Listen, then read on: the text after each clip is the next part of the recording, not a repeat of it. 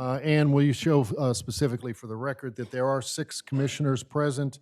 Commissioner Schlosser is absent.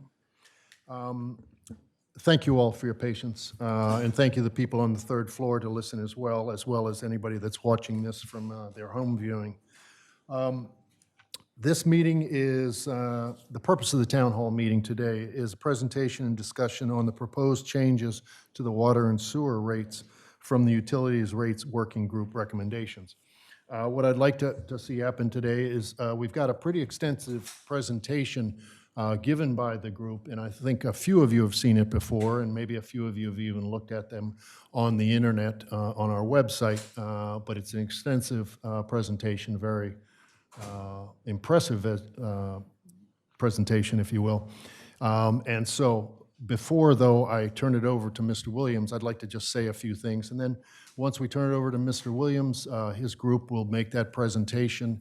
And then I'd ask you to hold off your questions until we have a sign-up sheet that a number of you have signed on. And then at the end of the presentation, there may be a couple questions from the commissioners, although most of the commissioners have already had this information, and we had a meeting back on June 27th. And then we'd open it up to the audience for any type of questions. But before I go into that, and before I turn it to Mr. Williams, I'd like to just point out a couple things that went out in our press releases for this meeting itself and the presentation. The Utilities Working Group was formed back in January of 2019 to develop and recommend a rate structure for implementation by the city, which would cover anticipated costs for each system in the upcoming years. The group was made up of 4 members of the community, 3 members of the city staff that included cross-discipline education and work experience in the fields of engineering, finance, accounting, public administration, project planning, and law. It has met 16 times since January and reviewed related reports, studies, other community rate structure, and numerous rate study iterations as homework between the meetings. The group built upon the work done by the Abrahams Group in November of 2018, which had developed cost and revenue projections for the city for the next 12 years for each of the water and wastewater funds. And just informationally, the 2 gentlemen that worked on this from the Abrahams Group are on the phone, and they'll have a participation in this presentation as well, and that's Matt and Mark Abrahams. The City of Rehoboth Beach Utility Rate Working Group is proposing a utility rate structure for Rehoboth Beach. The group was formed to study water and wastewater rates. The city is committed to providing a fair and equitable price for all, adequate funding for these systems to meet the growing and changing needs of our community, and to comply with state and federal regulations. Significant increases in projected expenditures for both the water and wastewater funds are anticipated to outpace projected revenues, necessitating an increase in the current rates. Over the next 12 years, the existing rate structure, the water fund, is expected to be $20 million short of the estimated requirements for the water system. The shortfall is attributed to the increased maintenance and rehabilitation needs of the water supply and distribution systems as outlined in the Drinking Water Infrastructure Asset Management Plan prepared in 2016. The wastewater fund is projected to be $25 million below its revenue projections over the same period. The shortfall can be attributed to the large debt repayment associated with a $40 million outfall loan and approximately $30 million worth of additional repairs needed at the wastewater treatment plant and other maintenance and repairs to the system recommended in the 2016 Wastewater Infrastructure Asset Management Plan. Mr. Williams. Thank you, Mayor, Commissioners, members of the public that are here today.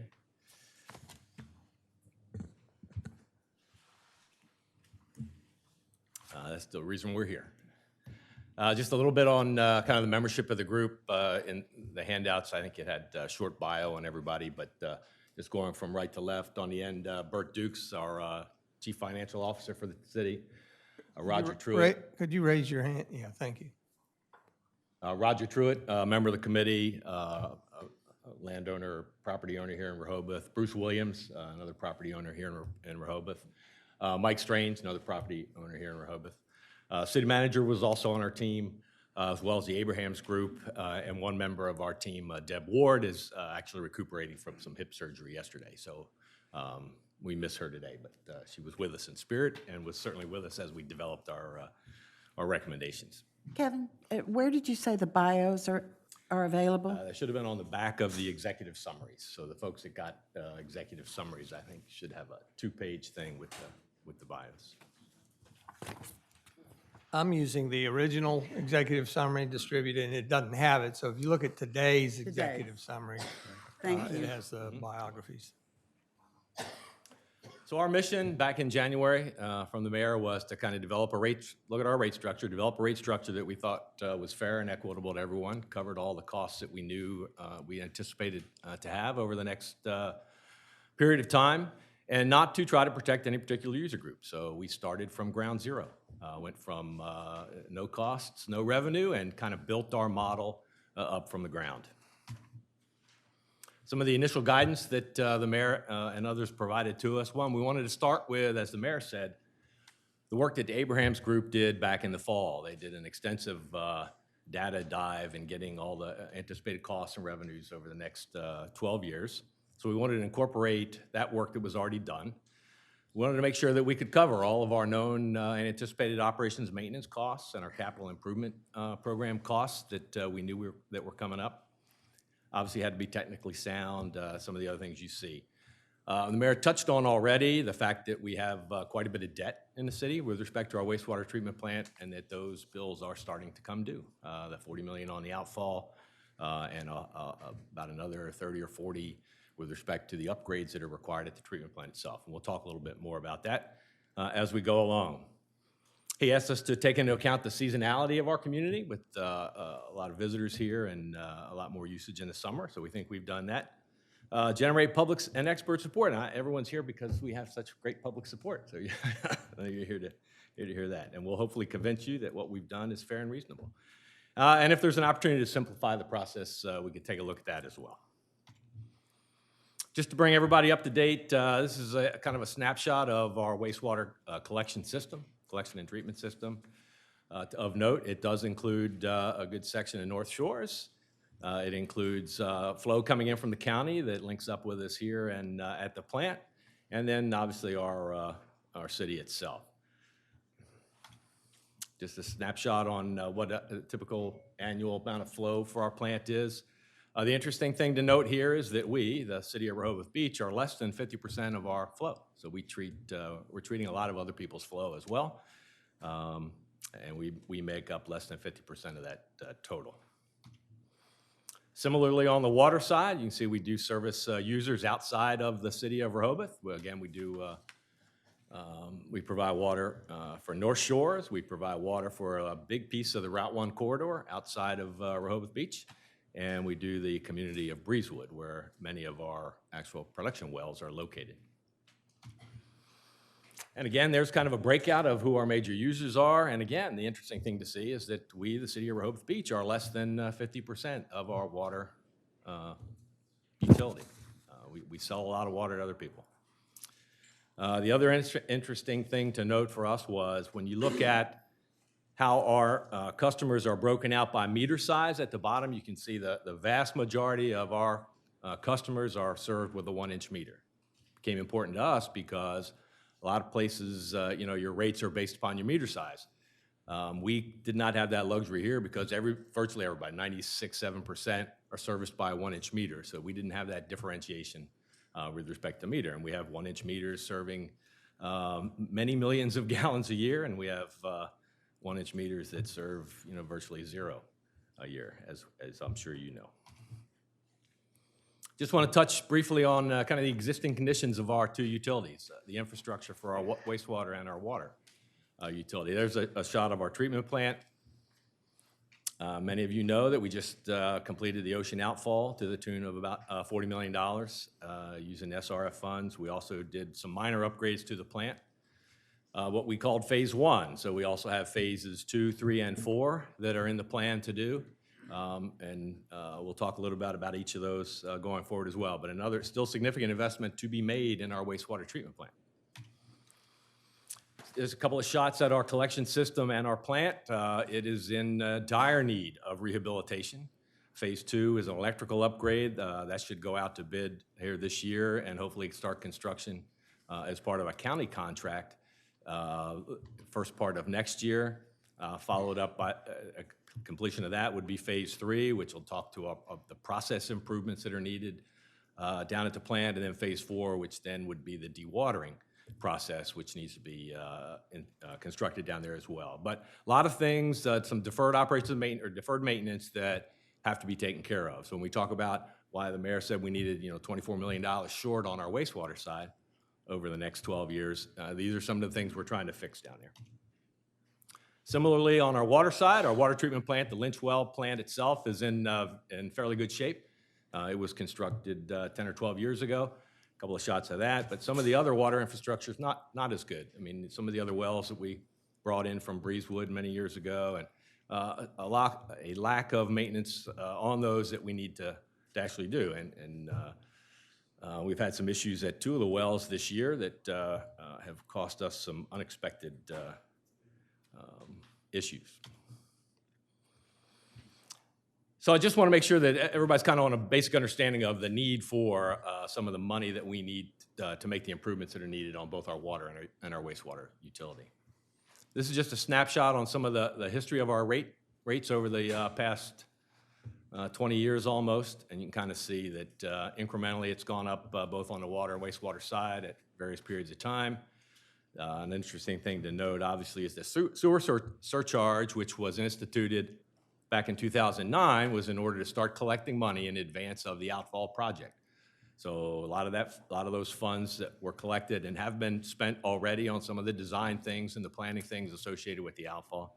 And there is a significant amount of money left in that surcharge account, and we'll talk to how we plan to use that in order to pay down some of the rates as we go along. The other interesting thing to note down at the bottom, our 1-inch meters, as you know, are billed quarterly. So if you're serviced by a 1-inch water meter, you get a bill quarterly. If you're serviced by something larger than a 1-inch meter, you get billed monthly. Comes into play when you look at what we call our ready-to-serve fee, what you currently call a maintenance fee. You have to make sure you understand whether it's a 1-inch meter getting billed quarterly or a larger than 1-inch meter being billed monthly. There's the real reason we're here. So the orange line is what we anticipate or project as our revenue stream, and the blue line is what we project as our expected costs or expenditures over that same period of time. If you go back to your first year of calculus, you can start looking at the areas under the curve. We're about $24 million short of our requirements over that 12-year period on our wastewater side. Similarly, on our water side, not as big as spikes in the middle, but again, quite a shortfall of about $20 million over those 12 years to properly operate and maintain our water system. I want to touch briefly on kind of the loans and where we are, because that played an important part into how we came up with our recommendations. You can see the city has a lot of outstanding debt already associated with the outfall as well, but some others. And we have a $75 million debt limit for the city. So when you look at the loans that we've had taken or have taken out already, right now we're at a total of about $66 million on our books. So the important thing for us was knowing that we have these upcoming major improvements that still need to happen at the wastewater plant, how much of that can we use? And are we going to be able to use the SRF loan capacity that we have, roughly $10 or $11 million there? Can we use that in our calculation of what the rate should be? Basically, what we've decided is that for Phase 3, which is about a $10 million project for the plant, we have that amount money left in the SRF capacity. And the CFO has told us that this will start getting paid down as years go by. So by the time we need it for Phase 3, we'll have that $10 million capacity without raising the debt limit. So the important thing for you to understand is that in our calculations, we use that Phase 3 project at the wastewater treatment plant as being paid for using the SRF loans. Obviously, those get paid back over a 20 or 25-year period, as opposed to if you have to do it out of capital outlay, it comes out all at the time of construction.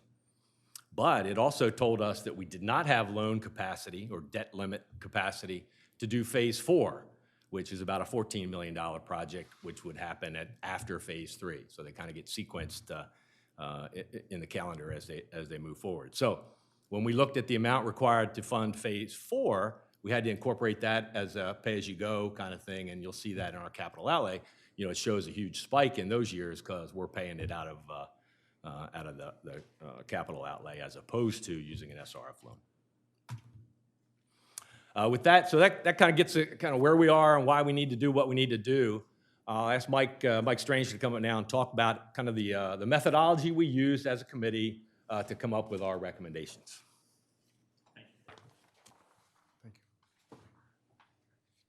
You hit the down arrow key? Yeah, that's what I was.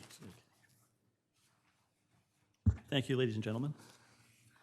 First of all, since we have a much bigger audience this time, and I did this last time with the very few people that had to put up with it, before I get into technical details, is defining what fair and equitable means. And for that, you have to go to the great philosophers to come up with what it means. Plato and Hobbes and Kant and Rawls and a few others. And it's very important. Fairness is concerned with actions, processes, and consequences that are morally right, honorable, and equitable. In essence, the virtue of fairness establishes the moral standards for the decisions that affect others. Fair decisions are made in an appropriate manner based on appropriate criteria. And appropriate criteria is facts and evidence. If you don't use facts and evidence, that means that your conclusions are purely conjecture and have no meaning. It then becomes just belief-driven. So what we did is we took a fair and equitable approach, and what that did was create a baseline to find out what does it cost per gallon to generate water, and what does it cost per gallon to dispose of it. And that's where we started out. Now, we have certain existing agreements by contract law with Dewey Beach, Henlopen Acres, and North Shores. And the decisions that we make ultimately get rolled in and are affected by those contracts, and depending on their termination date or their continuation date, that affects some of what occurs. The same thing with water with Dewey Beach, Breezewood, and out-of-town users. The other part was previously is the reliance on meter size as a differentiator in terms of what's happening.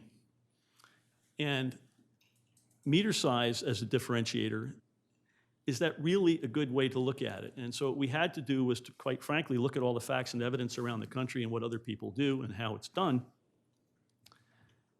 And in doing that, using meter size as a differentiation is not really the best way to do it. It really is a question of flow. How much water flows to you, whoever you happens to be? And how much effluent do you generate it when it goes in the other direction? Now, it turns out the reason everybody around the country uses water meter size to calibrate what you pay for your sewer usage. And you say, well, why don't you just put a meter on the sewer and we know exactly what you're doing? Well, it turns out from an engineering standpoint, it's horrendously expensive to try to figure out in a small flow pipe how much sewage you're generating, because it's particulate matter within a fluid and it's not fully lines the pipe, et cetera, et cetera. It's much easier when you got a much bigger pipe and you have a whole bunch of it coming together, and then we, in fact, can calibrate what's going into the system. But to do it on an individual basis is damn near impossible. It would be outrageously expensive and make no sense whatsoever. So everybody, literally everybody around the country on the municipal systems, or regardless of the size of the system, they use your water consumption to calibrate your sewer usage. And the reason is because we have incredible data available to us around the country by classification, by usage, by everything you can think of what do you consume in terms of water. What do you need for your basic needs? How much is used in your laundry? How much is consumed by leaky pipes? I mean, the data is out there in massive quantities. So all that was available to us.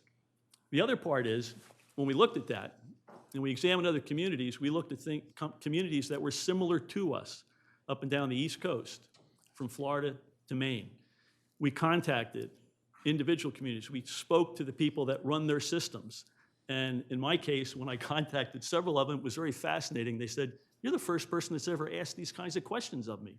In one case, the individual was running the particular municipality for sewer and water for 20 years. And no one ever asked the kind of detailed questions that we asked. So I thought that was a good sign.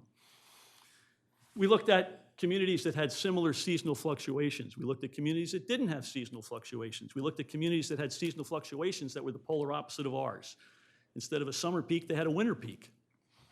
And then we looked at national data as well. So we really, really evaluated everywhere, every place, everything to get the most solid base of evidence that we could.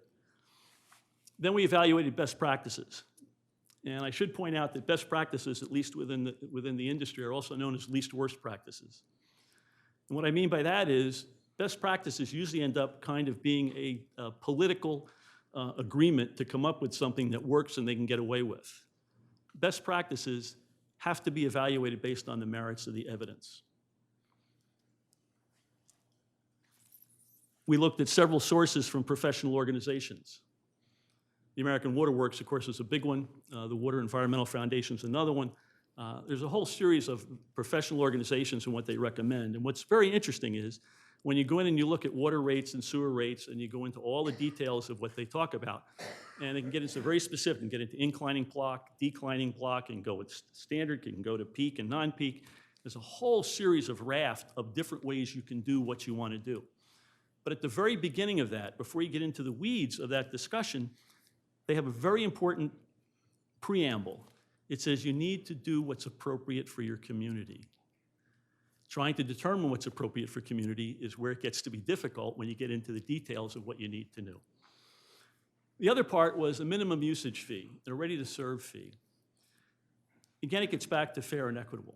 The infrastructure is there for our use. If the infrastructure wasn't there for our use, if you built a new house and we said, gee, too bad, we can't accommodate you, that's inappropriate. But for all of us, the infrastructure that is there, it's invested on our behalf. So therefore, there should be certain minimum that you have to pick up, even if you don't use anything today or next week, or maybe for 6 months or 3 months.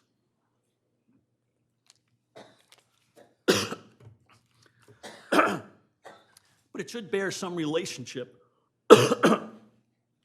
to the circumstances. You can't just arbitrarily come up with a number and say, well, you should pay $5,000. Why? Well, because I said so. It has to have some rational derivation based on usage and based on similarities within the community. Excuse me, apologize. The ready-to-serve fee. The ready-to-serve fee, we looked at administrative costs and says, well, if you're ready to serve, we've got the infrastructure there, but what does that mean? The whole concept was to come up with something that, again, that goes back to the fair and equitable position of we're ready to do it. So what should be the basis of when you're ready to do it? You have your installation, you have your pipe, everything is there, and now you're going to get a bill. So we came up with a ready-to-serve fee that we looked at the administrative costs. It says, what are they? What really happens with all the things that you have to do in order to get the bill out to you? And that resulted in a determination. The consumption fee, the result of everything that we're looking at, and it gets back again to fair and equitable, was use more, pay more, use less, pay less. That ends up being really one of the most crucial elements of what we concluded. We built up from the base. The city has an obligation and a requirement. They don't want to go negative. We don't want the city to go negative, particularly as residents, because if it goes negative, they're in deep trouble. And if they're in deep trouble and they default on their bonds, we're even in worse trouble. In order to keep not defaulting on anything, then you have to raise taxes. That's also not a particularly palatable thing. So you like to try to avoid that. So what you do is you look at and say, okay, who are you? What do you do? If you use more, you should pay more. If you use less, you should pay less. But then we have to look at the infrastructure related to that. Capture and cover administrative costs. Oh, I'm sorry. Sorry about that. Keep walking away. And we'll talk about the administrative cost tab. We went into excruciatingly painful detail to figure out what that should be and what the administrative costs are. We didn't just take a blasé approach to it, because when you start to look at, quite frankly, dozens and dozens and dozens of elements that go into cost, if you make rash assumptions, those errors, although individually may be very tiny, when you sum them all up, they start to become more meaningful. Now, it turns out administrative costs are a very small part of the total debt load and the system maintenance.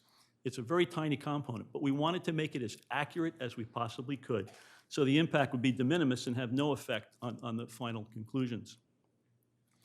Revenue recovery. You can do an equivalent meter method based on cost or an equivalent meter method based on capacity. And what that means is, and it's sort of somewhat intuitively obvious, if you have a 1-inch meter, that physical thing costs less than if you have a 6-inch meter, which costs more. But the implications of it are the capacity. That really is what's important here, is how much is going through it. And that's a much more important component than just the physical cost of what the meter might be. And so we looked at that as well. And you'll see that in the numbers and the conclusions that were drawn. Equivalent meter method. In looking at equivalent meter methods, the concept here is if you have a 1-inch meter, the multiplier factor is 1. So basically, you're the baseline. As you move up in size, the multiplier factor is a function of that flow. It gets a little bit bigger. And so the approach here was that you use more, you pay more. You use less, you pay less, relating it to the physical reality of the thing that's feeding the water to you.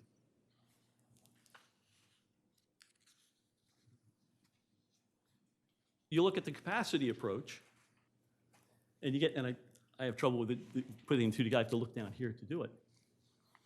The equivalent meter method, now we have a factor that says, well, gee, based on that size, we can now calculate what we think you should pay, so we could keep that in that fair and equitable architecture.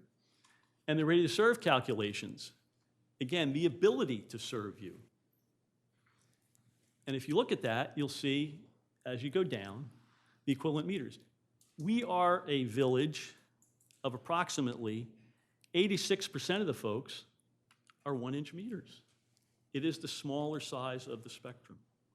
And you can see that the number of users as you get to larger users gets less and less and less rather dramatically.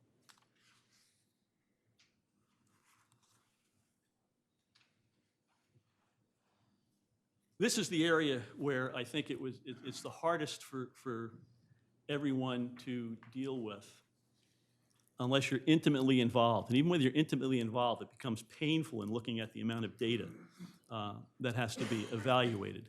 Seasonal demands, fixed and non-fixed cost, the year-round base, the incremental flow. We have a designation currently called peak and non-peak, which for the sake of the analysis we kept. Now the derivation of peak and non-peak, when you go into the records, and some people have quoted the 1999 rate study, the actual peak and non-peak predates that by a few years, and the derivation of it was based on not much. It was based on an assumption or a belief that, well, you use more in the summer than you do in the winter, so therefore we should have an extra charge for peak usage. Well, the science and the data beyond us doesn't necessarily support that concept in terms of what the objectives are supposed to be met by using it. One of the things years ago was frequently stated, well, if you have a differentiation in rates between peak and non-peak, that encourages conservation. The subsequent data now, actually and it's been done previously for about 40 years for peak and non-peak. The subsequent data shows it has virtually no impact whatsoever on conservation, none. What may have an impact on conservation is what they call an inclining block rate, which is where things have gone generally. But again, it's not universal. The inclining block rate goes with an approach that says, well, if you use less, you pay less. If you use more, you pay more. It's the same philosophy that we were working on, but we didn't color anything. We said, here it is. Here is the flat rate. This is the minimum that meets the requirements of the city. There are other approaches as well. But the fixation with something that was peak, non-peak really didn't do what it thought it was supposed to do. It was just an arbitrary designation that continued over time. Now, you'll see when we get into it a much more granular detail. Fixed costs against year-round operation and distributed non-fixed costs against incremental flow. Now, when this is done and what happens, this is why it gets to be fairly complex. We have fixed costs, we have variable costs, we have incremental costs, and we have marginal costs. And all of them are interacting. And you can't just sort of lump things into one particular category and say, it's that. You need to sum them all up and look at them. And it's dynamic. That's the other part of it. So the consumption rate is determined by summing the fixed and non-fixed cost. Now, do I do this one? Okay. The options were, when we looked at this, variable versus level rates. 1-year rates, predictability, consistent. Level rates over 2, 3, 4, and 6. We looked at all of those. Now, this is where we, as opposed to what I said originally about questions of fair and equitable, we made a policy recommendation here, which we tiptoed into it. We tried to avoid this all the way up to this point.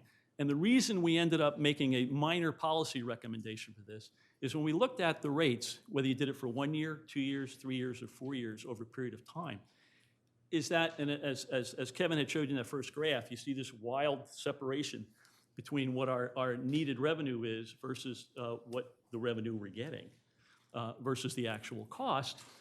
And there's be these big spikes. And so from a public perspective, we felt that, geez, isn't it better if you have some semblance of planning so you know for a fairly reasonable period of time that the rate is, you know what the rate's going to be. It's not going to bounce around. And when we looked at that, and we have charts for it, we looked at a 1-year approach, we looked at a 2-year approach, so the rates were held constant for 2, 3, and 4. And the conclusion that we drew under the assumption of the flat rate approach is that 4 years provided a reasonable reduction in what's called the beta, or these gyrations, so that you could plan. You could plan, the city could plan, and there was a knowledge of what was going on. So you could budget.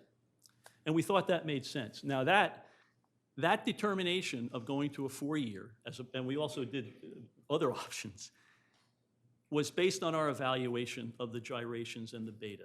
It was a judgment call, and we thought it seemed more reasonable. General fund support. Now, historically in the past, there was additional support that was attached to the wastewater. We felt that that wasn't appropriate.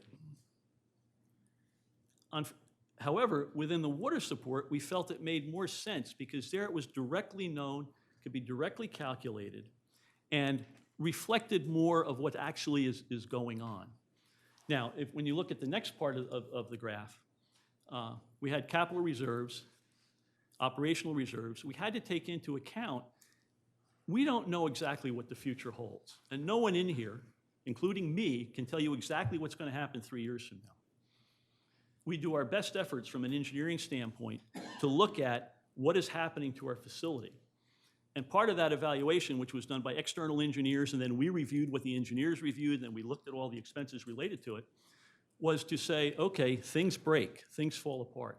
And what's the best judgment we can come up with of what we think is going to happen, the most probable occurrence?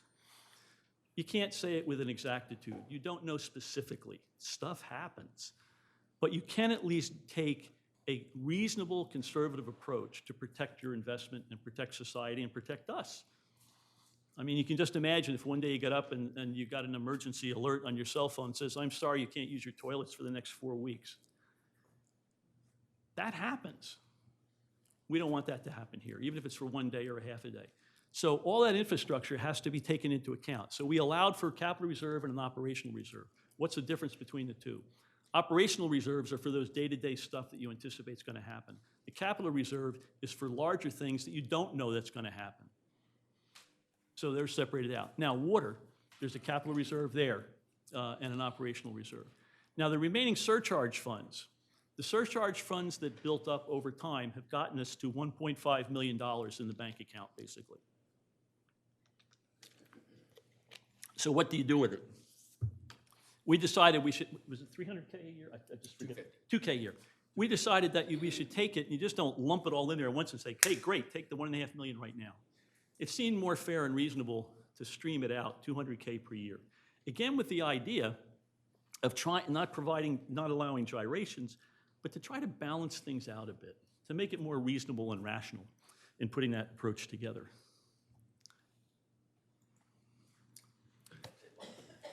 And that's the end of my part of it. Thanks, Mike. Thank you. So just going to look specifically again at each of the individual utilities. There's kind of our number again on the wastewater side, give you depiction of our problem. There's our recommendation based upon all the work that went into it. A couple of things to kind of show. I've got the old rate, 2018. I'll also show on this chart the interim rate that went into effect the 1st of April, and then the proposed rate that the work of the committee has determined. A couple of things that jump out or should jump out at you is if you looked at the old meter size, what was a maintenance fee, we're going to a ready-to-serve fee. That's a huge difference, as you can see. What we couldn't find was any justification for the way it was. Just made no sense that look at the 2018 ready-to-serve on an annual basis based on those meter sizes, that it would be $12,000 for that 4-inch meter. So when we went through our analysis and came up with that ready-to-serve fee, we actually we decided what we were going to try to pay with that fee, and then we established the costs associated with that, and that came to our ready-to-serve fee, as you can see here, which we feel is a much more reasonable approach. And it's based on something, real data, not just based on someone's idea of what right is. And then you can see both the old peak and non-peak, and then what our proposed rate is for year-round on the wastewater side. Similarly, this just depicts that, yeah, we looked at it to say, okay, do we have enough, is the cash flow okay? Because we're keeping it at a 4-year, so we looked at all the revenues and all the expected expenses over that period of time, just mainly from a cash flow perspective, and we were able to be okay with that. All right, a series of charts here that just to provide some examples for everyone. This first chart is on the wastewater side, and these are accounts with 1-inch meters. Flow is in your yearly gallons, and we have 5 different examples for 1-inch meters with various flow levels. First is a 4,000 gallons a year usage. Next is 20,000 gallons, 40,000, 80, and 100,000 gallons in a year. And then the first blue column is what the old bill would have been prior to the interim rate. The orange was our interim rate, which on the wastewater side was a 60% bump across the board. And then the first gray box bar on the graph is what our proposed rate is for the first 4-year period. The second dark blue box, or the dark blue box, is the second 4-year window, so years 5 through 8.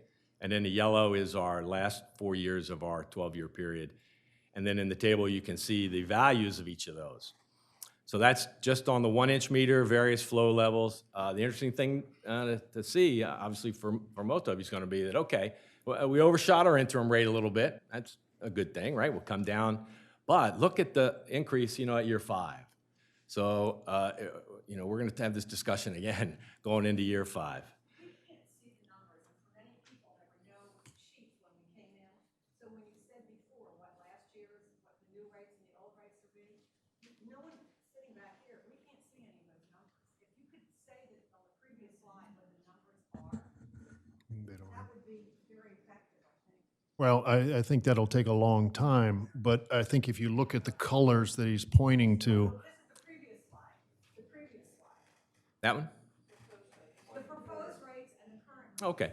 So the proposed year-round rate is $14.70 per 1,000 gallons. And for a 1-inch meter, our proposed annual charge is $124.19. And that would get billed quarterly, so you divide that by 4, and that would be your quarterly piece of that.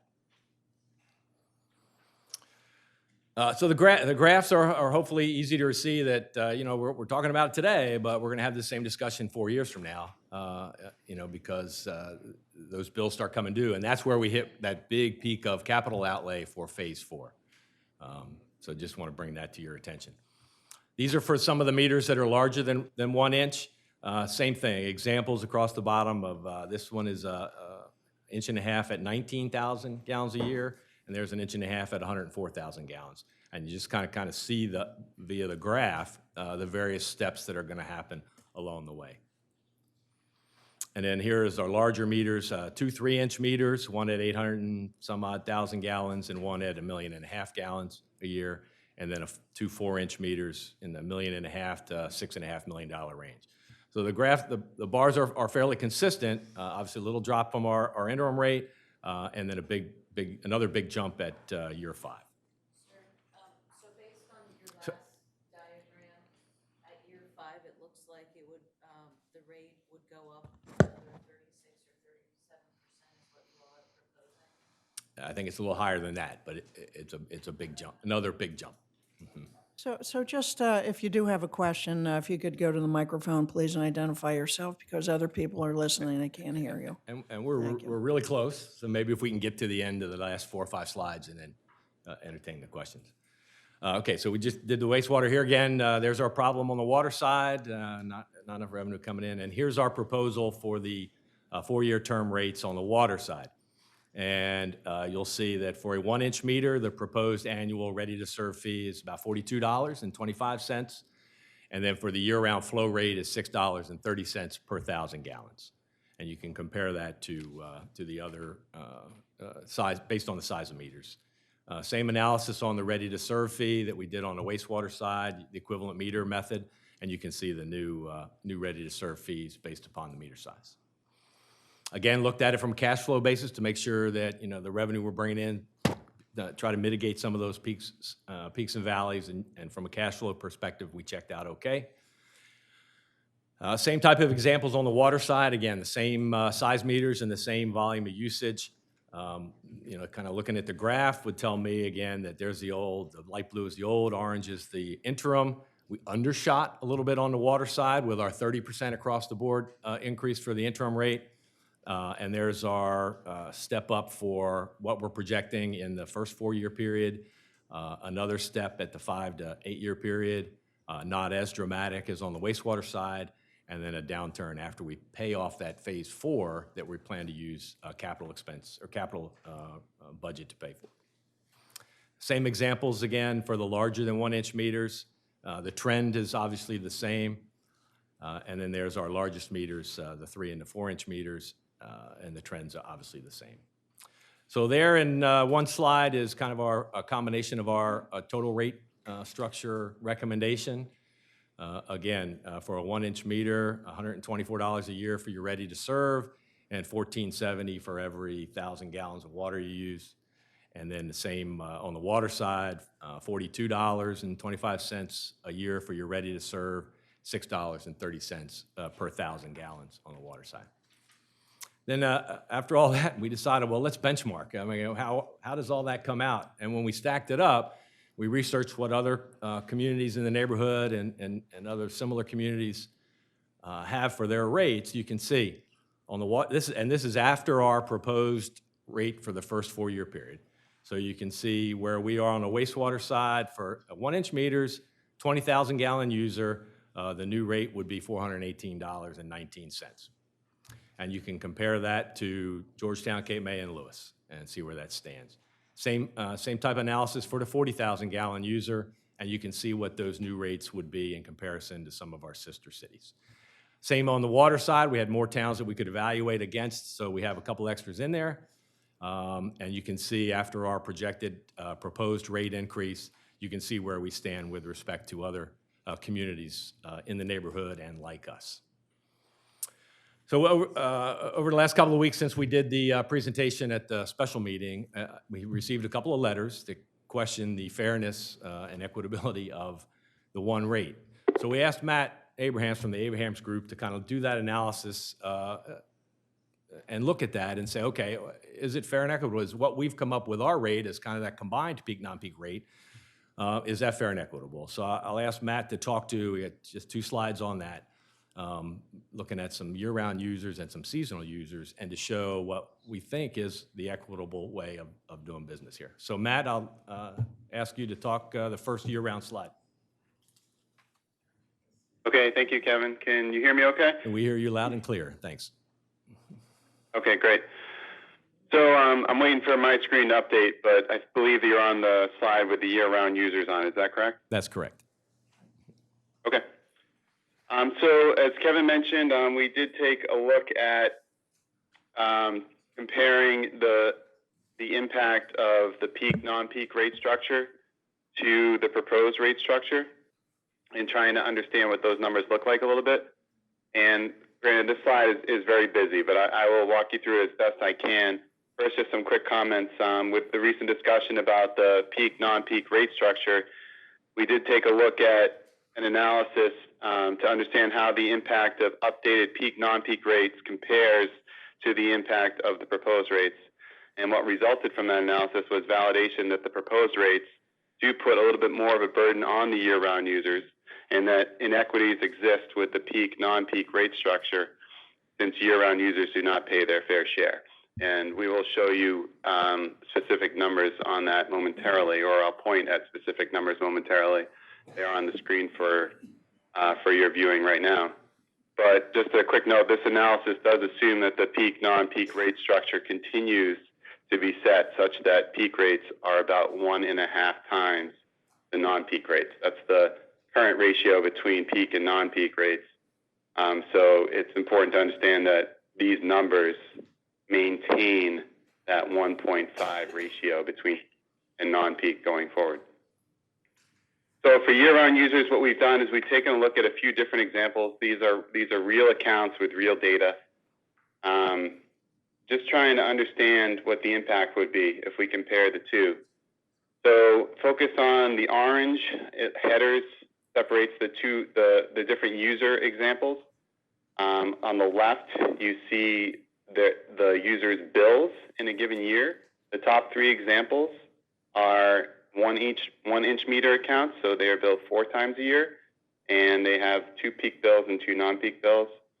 The bottom 2 examples are accounts that have meters that are larger than 1 inch, so they are billed 12 times a year, and they have 6 peak bills and 6 non-peak bills. So what we have here is we've included the usage from actual bills for these different accounts on the left there, and then the next column is the total. And you can see down at the bottom of each group there is a total usage for each of these users. And then what we did was off to the right, we took a look at what their flow looks like compared to what their bills look like. And when I say bills, I'm talking dollars. So for the flow, what we did was we did a quick calculation to see what their flow was as a percentage of the total flow. That's what that next number represents. So there's a water total flow percentage, and then if you go off to the right, there's a wastewater total flow percentage. And then the next section going to the right are the bill calculations for both peak, non-peak structure, and for the proposed structure. So that bill dollar amount represents a calculated bill based on the rates that we included in the analysis. And then just to the right of that is the percentage of that bill for the total projected revenue that we are anticipating with the different rate structures. So that percentage represents what that bill is compared to the total projected revenue. And then we did a comparison between the flow percentage and the revenue percentage. So for the first user in this group, example 1, this user pays $2 more than with the proposed water rate, and $4 more with the proposed wastewater rate compared to the peak, non-peak rate structure. The comparison of this user's flow share to this user's revenue share shows that this user pays too little with the peak, non-peak structure. So specifically, take a look at, compare the percent revenue under the peak, non-peak to the percent total flow. And you can see that the percent revenue number is a little bit less. But under the proposed, the percent revenue number equals the percent total flow. So for example 2, it's the same analysis. It's just that the dollars are a little bit different and the percents are a little bit different. But this user pays $26 more with the proposed water rate and $60 more with the proposed wastewater rate compared to the peak, non-peak rates. And again, this comparison shows that this user's revenue share is too little with the peak, non-peak structure. Example 3, $68 more with the proposed water rate and $154 more with the proposed wastewater rate compared to the peak, non-peak. But again, this user's flow share, when you compare it to this user's revenue share, this user pays too little. for example, 4, $163 more with the proposed water rate and $371 more with the proposed wastewater rate compared to the peak, non-peak rate structure. And again, this user's flow share shows that this user's revenue share, compared to this user's revenue share, shows that this person pays too little as well. And it's the same thing with the last example, just the numbers are different. It's about $1,100 more with the proposed water rate and about $2,600 more with the proposed wastewater rate. So we can go to the next slide, Kevin. I think we've covered that one enough. So now we have one for you that has seasonal users, because we wanted to take a look at that as well. And we found a few good seasonal user examples, because we have some here where users don't have any non-peak usage at all. The first 3 examples that we have here, I'm still waiting for the slide update, but there it is. The first 3 seasonal users we have no non-peak usage here. But it's the same comparison, the same setup. So again, focus on the percents if you can. So the first user, this user pays $104 less with the proposed water rate and $242 less with the proposed wastewater rate when compared to the peak, non-peak rates that were calculated. And the comparison of this user's flow share to the user's revenue share shows that this user pays too much with the peak, non-peak structure. So again, focus on that percent revenue percent compared to the total flow percent. Example 2 is the same thing, dollars a little bit different. This user pays $52 less with the proposed water rate and $122 less with the proposed wastewater rate. For example 3, this user pays $35 less with the proposed water rate and $82 less with the proposed wastewater rate compared to the peak, non-peak. And for example 4, this user, which is a user that has a 4-inch meter, so billed 12 times a year, this user pays $45 less with the proposed water rate and $119 less with the proposed wastewater rate compared to the peak, non-peak. But again, just like the other users on this slide, the comparison of this user's flow share to the user's revenue share shows that this user pays too much with the peak, non-peak structure. All right, thanks, Matt. So I'll just throw back up kind of the comparison amongst other cities, and I would ask other members of the committee if they had something they'd like to add to the discussion to do so at this time.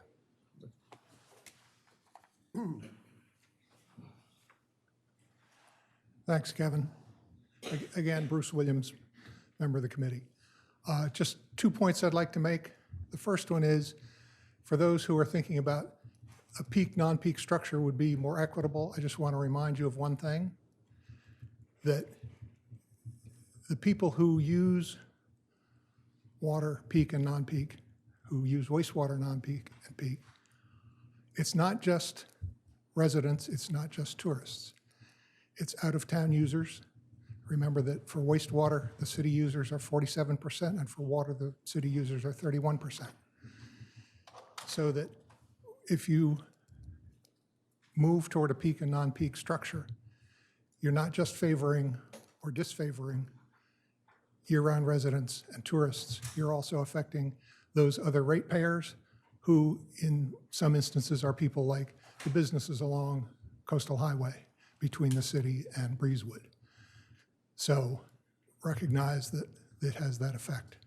You're not just basing all of this on type of user, because it's based on who uses what, and using meters. We don't differentiate like a commercial meter and a residential meter.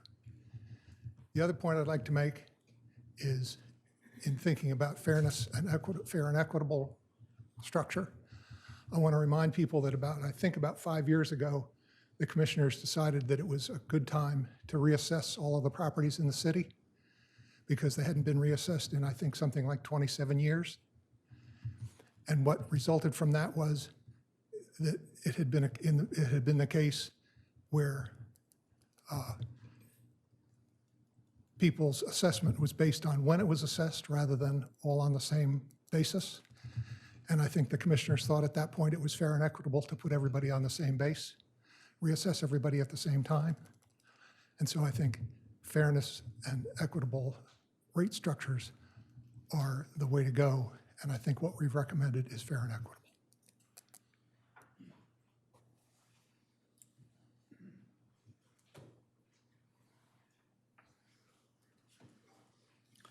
Good morning. My name is Roger Truitt.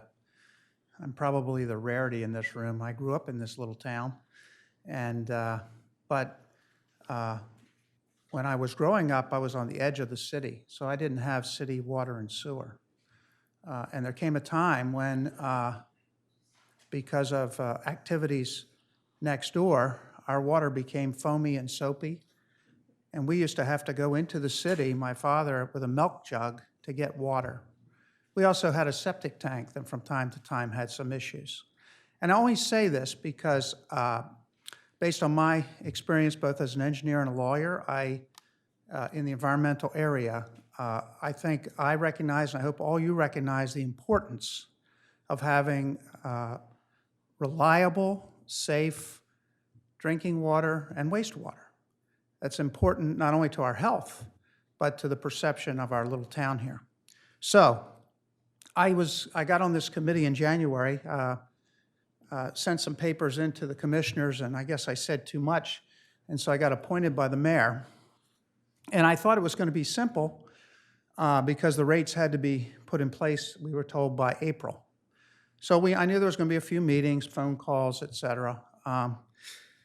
Here we are in July after, well, it was 16 meetings, but now we've had a couple more public meetings.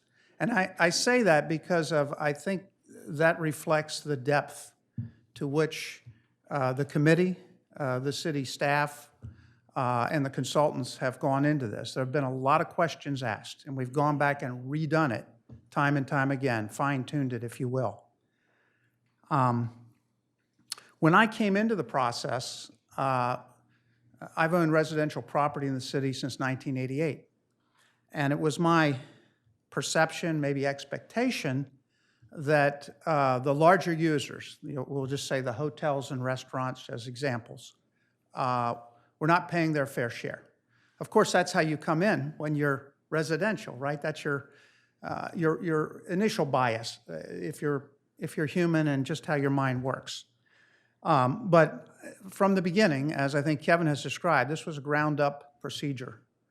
And one of the things I should point out, I don't think anybody on our committee or the city officials that were on our committee has any economic interest in a hotel or restaurant. I certainly don't, and I asked that question, and nobody does. So I don't think we're biased in that direction at all.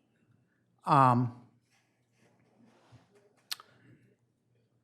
one other thing, and this has been mentioned before, that at the very outset became clear that to base water and wastewater strictly on, not strictly, but primarily on meter size, given the disparities that occur within the large number of 1-inch meters, where you have, maybe a home with 2 people living year-round versus a home that, now has 6 bedrooms and 4 baths. It just didn't make any sense to use that as the basis. So we did not use that for the basis, except for a very small portion, which is that ready-to-serve fee that's been described. So we took a lot of the emphasis on meter size out of the final recommendation.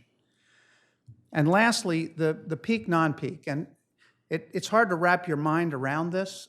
There's a description in the summary that I would refer you to maybe read 2 or 3 times. But let me just say one simple fact that I think has escaped some, and that is the concept of peak and non-peak is inherent. It's built into this single rate. The fact that there's a single rate doesn't mean we're not factoring in peak and non-peak. We are factoring it in. We're factoring it in a way that we think is the fairest and most equitable to all the users in the system. And the last thing I'll say is that don't forget that these rates are not only being applied to those of you who live in the city. These are being applied to people outside the city as well. And maybe we should feel blessed that we have these people contributing to keep our water safe and our wastewater not harming the environment. Thank you.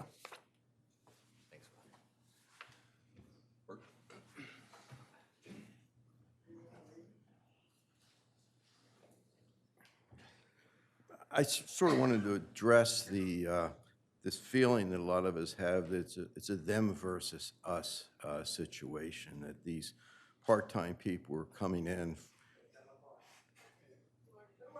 Who am I? I'm Bert Dukes, city's finance director. But what I was saying is that there's this mentality sometimes that the people that are here part-year aren't paying their fair share. And, you know, I took a look at the whole plant operation and realized how fortunate we are. The reason we have these rates up here and this advantage is because we've taken 4 communities and we're all sharing the usage of that plant. It's been a tremendous benefit to all of us. If each one had to build their own plant, it obviously would be cost prohibitive and very expensive. So I'm making a case for the economies of scale that we've enjoyed by having this operation. I don't really see it as a them versus us. We use less than half the flows, and we use about 55 million gallons a year at the wastewater plant, process about.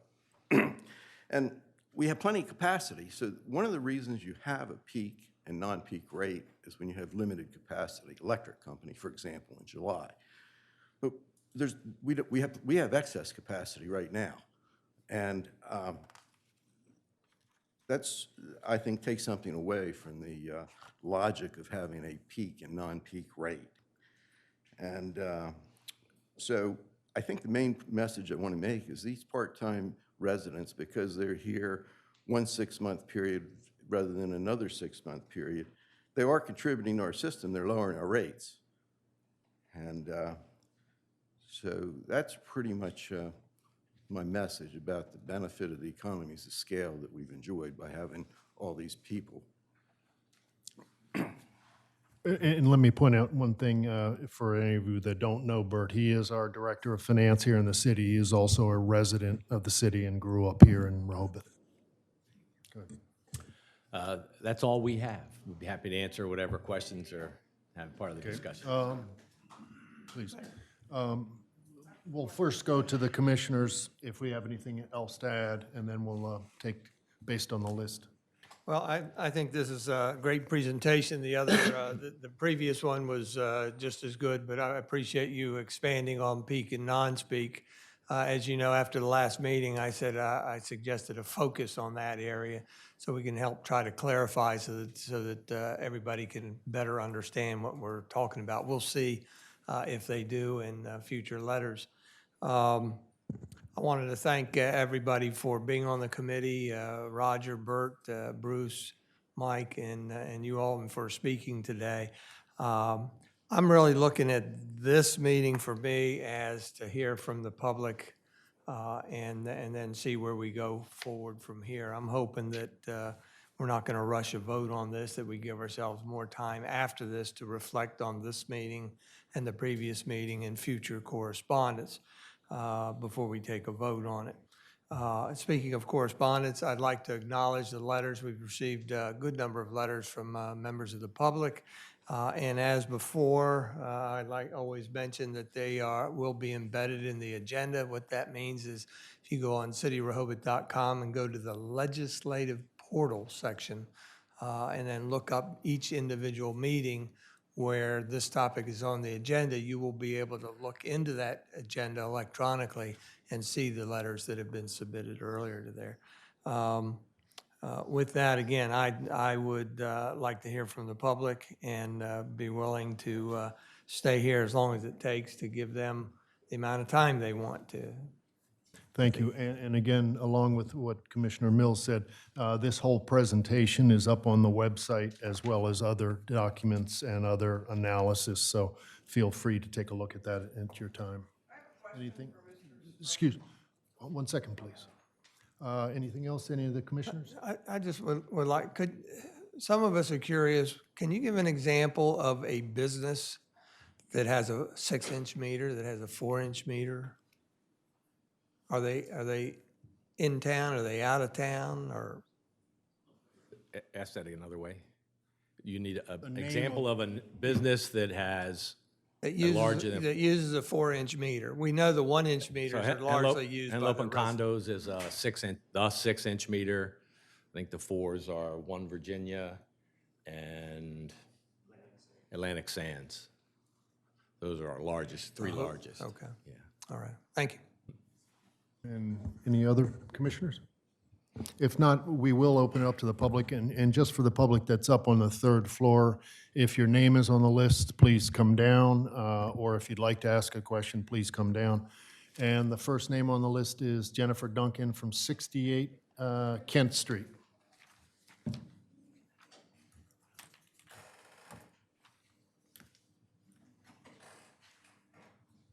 Yes, well, I did have a question before I Sure, that's, for Mr. Strange.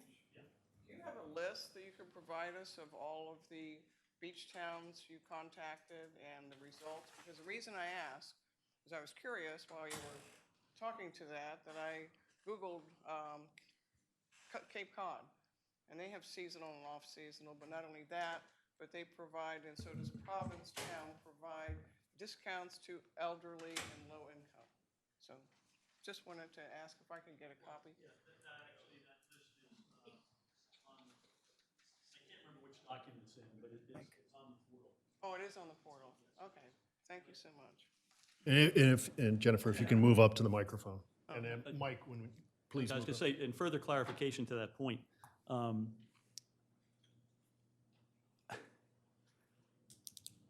the philosophy behind let me start that back. It goes back to where I originally started. We created the base of what is needed to pay the bill. And we said, okay, here's what we think it should be. The value proposition is what the commissioners have to decide. And to your point, when you go into further detail around the country, the number of combinations and concatenations of billing practice starts to get massive. And to your point, there are villages that provide a special rate for the elderly, very explicit in structure. There's another one that the inclining block rate, it's not just inclining block for a consumer, it's an inclining block that then is further segmented into categories of use. And so when they become residential, commercial, industrial, the commercial is then broken down into other commercial usage. They differentiate hotels and motels from water consumptive processes that are commercial, but they use copious amounts of water that has nothing to do with basic needs. And so the answer is yes, it's in the list that I did and those that I contacted, but the research involved literally thousands of other municipalities. The inclining block structure is a structure that over the last, I think I can say safely, the last 40 years has taken more prominence, but it still only amounts to about 40–50%. The standard structure or the flat rate structure is roughly about 40%. What I can say quantitatively based on evidence, not just because Mike Strange says it, is the transition of peak and non-peak. Even if you're in a community where it originally had it, peak and non-peak has gone progressively down over the last 40 years because it doesn't reflect, that was pointed out, it gives a sense of meaning when in fact the facts don't support it. Is that? Thank you, Mike. Okay, I guess. I want to just talk about three You things. just make sure that you speak into the microphone Yeah, it's on. so everyone can hear you. Thank you. Took it off. Can you hear me? Yep. Hey, my name is Jennifer Duncan. I live at 68 Kent Street. I have three things to say. I hate to have my back to the audience, but I guess this is the way it is. Now, there are lots of us who are not engineers or mathematicians or statisticians, so I'm just going to give a simple example of what calibrate means.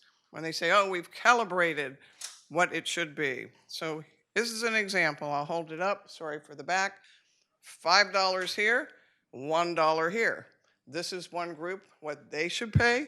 This is another group, what they should pay. But if you want to calibrate it, then it goes like this. Everybody pays the same. The next thing I would like to talk to is, for the record, the JWF Associates Consulting Group that conducted the 1999 study.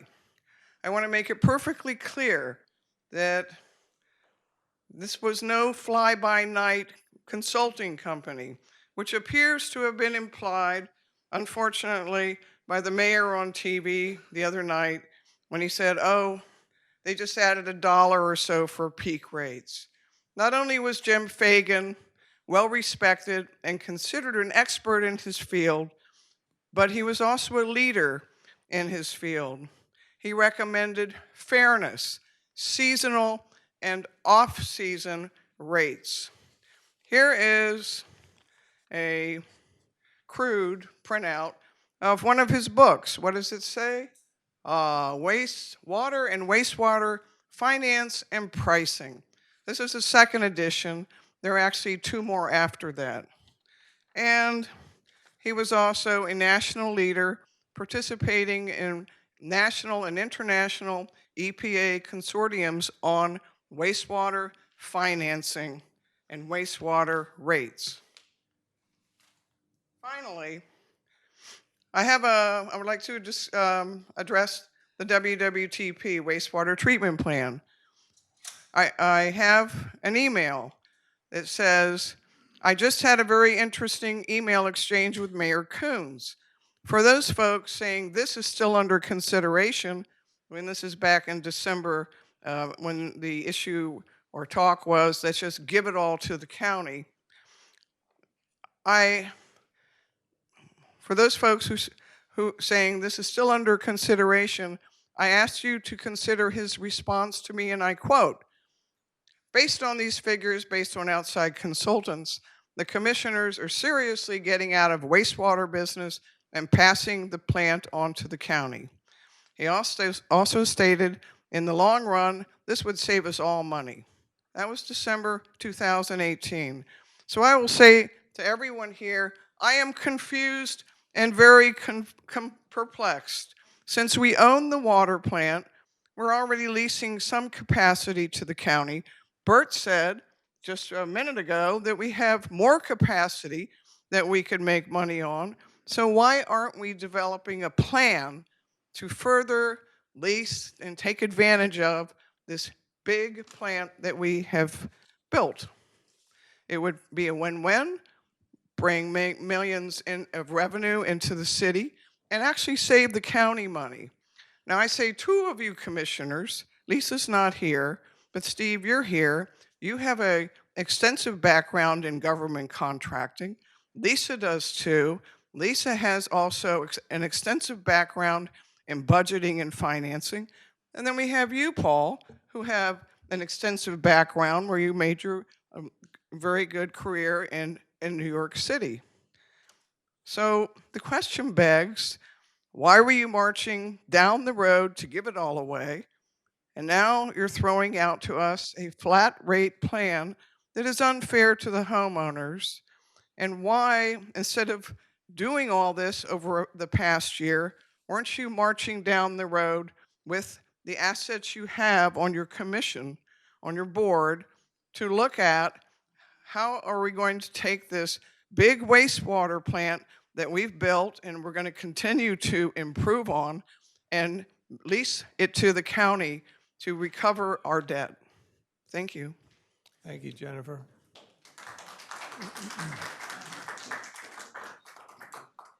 The next name is John Wellenis, if I'm pronouncing it the right way. Okay, thank you. That'll be fine. Walter Brittingham. John Welch.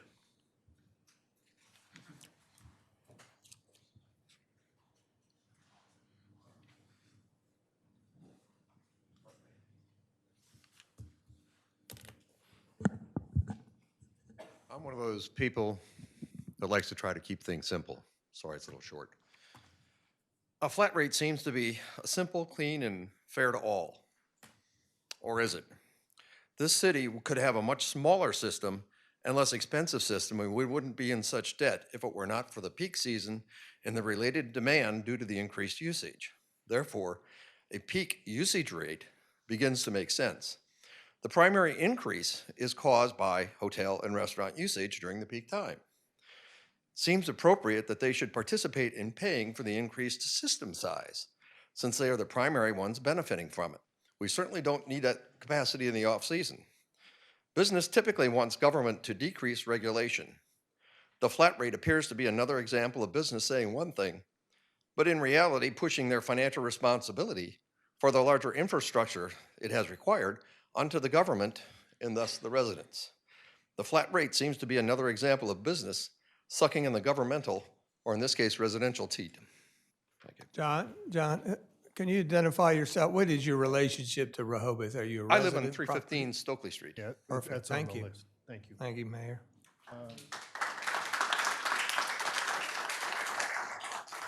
Next is, I believe, Edie Heron.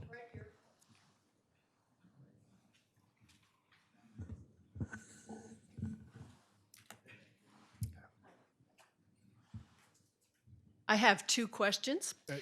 One of, If you could just, your name and oh, I'm and sorry, your Edie address. Heron, a full-time resident at 36 Park Avenue in Rehoboth. Thank you. Our one and only house. We have 2 meters. One is for our home, the other is purely for irrigation. And at this point, we have been billed for water only for the irrigation meter and water plus sewer, as we should be, for the house. How will that work under what you're talking about? I didn't hear anything about that kind of variance in your presentation. That'll remain the same. So your irrigation meter would just pay for the water usage and not the sewer usage. Okay, so once again, it would depend on usage. Correct. Totally on usage. That's correct. Okay, my other question goes back to the meeting that we attended, the marathon meeting a few months ago.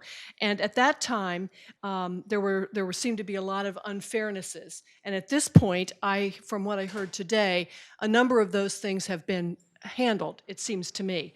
But I'm wondering, are we still, at any point, planning to give away our water system? That was really the plan on record, it seemed to me, as a baseline when we were all here several months ago.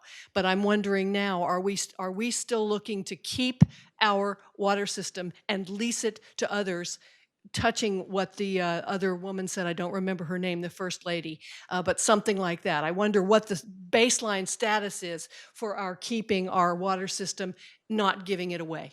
If someone could answer that, please. Yeah, I can address that. Thank you, Paul. And first of all, I also have 2 meters, and that is exactly the way it's going to be. It's just 1 meter is used for irrigation, and you just get charged for water. No surcharge, nothing else. Right, okay, thank you. To your second question, as of right now, based on that meeting that we had back in January, we went forward with the rate study group to develop a rate structure for us to move forward owning the plant. And so if you look at the numbers that have been up there that Kevin mentioned, he's got 4-year increments. Yes, I saw that. And that's based on us, the city, you, the people of the city, paying for all of the work that needs to be done at the plant. Now, as far as the county is concerned, the discussion has not been any time other than what we had last fall, when we started to think about the costs of what had to be done at the plant and who would bear that burden. Mm-hmm. Now, if you look at the analysis of the numbers that were put up there by Kevin and his group, that's taking into consideration that not only the city of Rehoboth and its customers, being, again, we only use Less than half, I 40%, saw. less than Right, half I of saw. water and sewer. I am and a mathematician, yeah. so. And our customers paying for not only the 40 million that we've already spent on the outfall, but the next 10 or 12 million that we have to spend down at the plant. That's all part of a loan that's coming from the state, so 52 million. Well, in addition to that 52 million, there's probably another 15 to 18 million dollars in work that has to be done down at the plant. Now, one of the things that we thought about when we started having a discussion with the county was, is there a way to keep prices low for our customers? And one of the things that the county talked about was that if they were to take over the plant, and again, the county is on the plant 42% partner with us. They have 42% of the county, the capacity.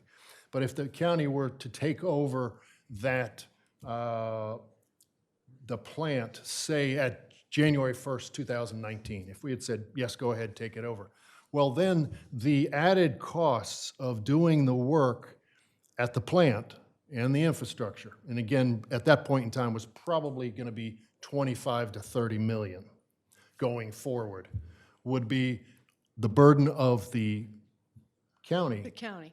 And one of the things that looked feasible to us was, as the county moved forward and did the work on the infrastructure, there was a good possibility that the county would not spread the costs of that over our 3,000 users.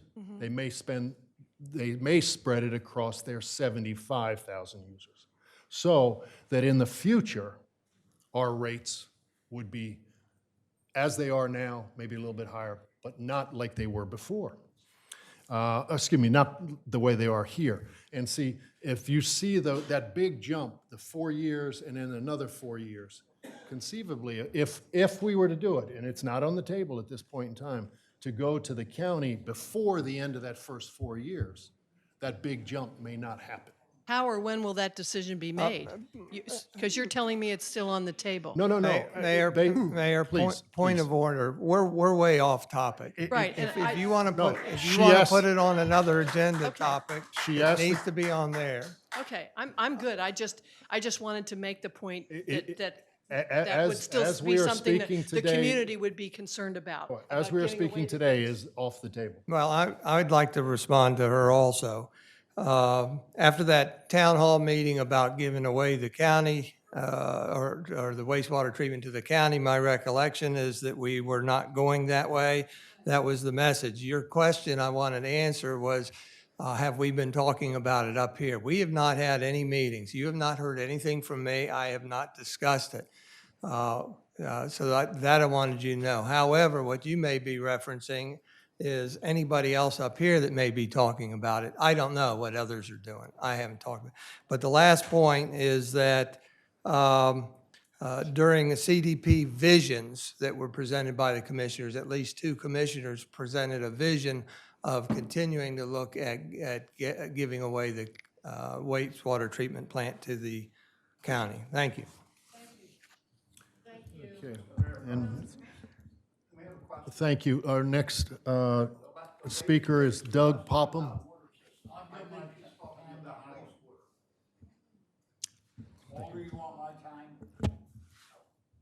Would you like, please stop. The lady's question was about water, and it was about giving the county the wastewater system. Thank you. All right, and Doug, you said no? No, mine have been answered. Thank you very much. Rich Macha. Thank you. Susan Gay. I'm going to go up here because I have some notes. I'm actually actively taking notes and to some extent changing what I was going to say based on what I've heard today. But first of all, I have tried very hard to wrap my head around the methodology used to I'm create. sorry, could you give your address, please? Oh, the 316 Country Club Drive. I have tried very hard to wrap my head around the methodology used to create the new rate recommendations, and because I know how hard the utility group has worked over the past 6 months. I also talked to a lot of homeowners. I've had many communications through RBHA with many of them, and the comments today reflect what I hear from homeowners as well as my own thoughts based on this presentation. The group has acknowledged, our utility rate group has acknowledged that there's no singular best way to set rates. They've said the decision is a policy decision and a value proposition for you, the mayor and commissioners, to make. So I want to make 4 brief points about seasonality, demand cost, precedent, and opportunity. First, as others have said, Rehoboth's current rate structure is based on the cost of providing peak capacity being recovered from seasonal users. So what has changed to make our current rate structure undesirable? We're still very much a community of high seasonal use, and that is based on the fact that 75% of our flow is in the peak 6 months of the year, and nearly 50% of it is in one quarter. Demand. Our summer population demands the large wastewater system we have. The one rate for all is the result of an average of fixed and non-fixed costs, as you heard presented. But the comparisons showing people paying too little do not take the demand costs into consideration, but it treats all flows equally. And the examples did, in fact, show the big users saving. That's the part I added just now. Instead, demand costs should be recovered from users causing the demand.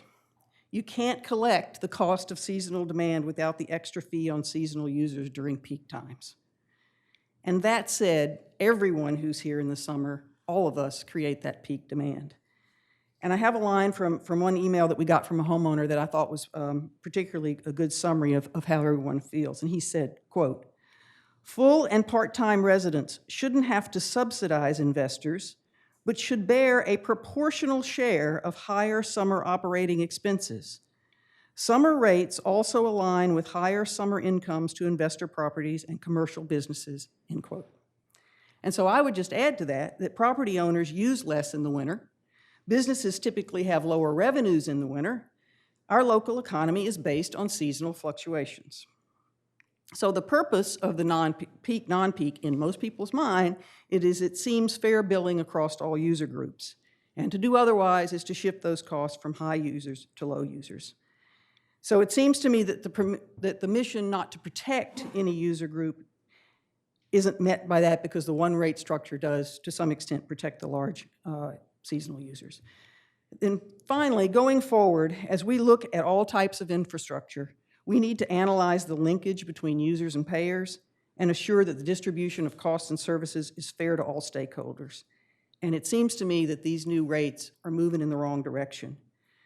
Why create a precedent for disadvantaging the year-round residents and small businesses by shifting costs that favor the larger users? We will have more larger users in the future, given the new hotels that are coming.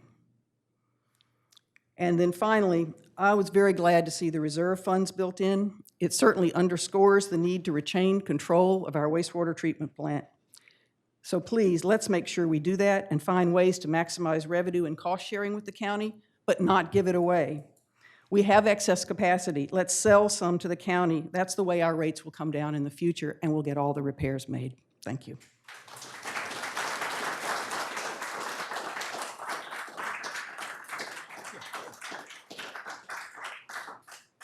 Yeah, I'd like to respond to part of that. Susan and I actually serve on the Planning Commission together. The flat rate. We're going to be here as long as everybody needs to be here. He's addressing what was just said. Specifically please. the question. What you said at the beginning, and I think it's a key element here, is that we came up with the flat rate structure, and all the mathematics that you saw at the end, which took into account all of the costs, showed that under the peak, non-peak approach, philosophically, that it ended up, there was disparities related to that. Those are factual. That's actual, that's evidence, that's factual. It's not just because I think it's so. And what we did was create, as I've said repeatedly, the baseline. This represents the base upon, and it takes into account seasonality, but it represents the base upon which you can make decision-making. The policy statement and the policy decision does in fact rest with the commissioners. But the key element here is that it should be based on the facts and the evidence and not based on emotion or myth. And there was a statement made earlier, but it relates to what you said about keep the peak non-peak because it disenfranchises certain people. The analysis showed that it actually isn't. And in fact, the reason the peak non-peak as an aggregate was not continued, and the reference was made to what the consultants that did 20 years ago. The peak non-peak was actually in effect before that, and they amplified on that. But in the 20 years since, beyond us in seasonal communities, the peak and non-peak rate has been shown to be not effective in terms of what the objectives were for that. So that's based on facts. And when you look at the data around the country, why has peak, non-peak gone down and the use of inclining block or other methodologies gone up? It's because things have changed. The other part is inherent in that, the comment about the infrastructure that we have is the infrastructure is not based to meet our needs from yesterday. And the infrastructure isn't based to meet our needs today. It's based to meet our needs over the next 30 or 40 years. And everyone, me included, people tend to get hung up and focus on right now, what am I doing? What am I paying? Well, we need to look at the infrastructure over the next 20 to 30 or 40 years. And that changes the dynamic when you do the analysis, because now it's, what about tomorrow? The infrastructure that we have today, technically, based on millions of gallons per day, is larger than what we need, either for us or for the peak. But the infrastructure in the ocean outfall, which is the gigantic part of the investment that was shown and that we looked at and the mayor talked about, the difference of using a smaller pipe that would have met closer to our, quote, basic needs and our basic current peak. When you look at that, the actual economics of it, it would have impacted us about $25,000 a year. Distributed across the rate base, it ends up being like $10. So the concept that there's this massive infrastructure, it is massive, but the impact is actually quite tiny from the peak, non-peak perspective of if we had done it smaller. And the whole idea is to have infrastructure that will go for 20 or 40 years. People were upset because of all the construction that took place the last time when they just got done doing the ocean outfall, which was mandated by the state. It was the most effective solution to a lousy situation, which was to use ocean outfall. So it's more than just this minute, and it is the baseline. Our recommendation is based on the baseline. We didn't want to color it by throwing in all these other options that could have been used. You know, we tried to take bias completely out of it and say, this is based on facts and evidence, not opinion. Thank you. Thank you, Mike. The next is Donna Mabry. Okay.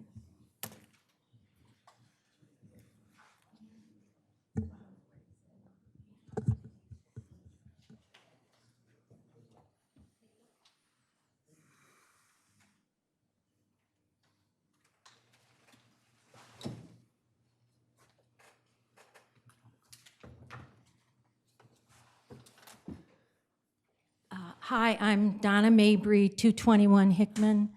I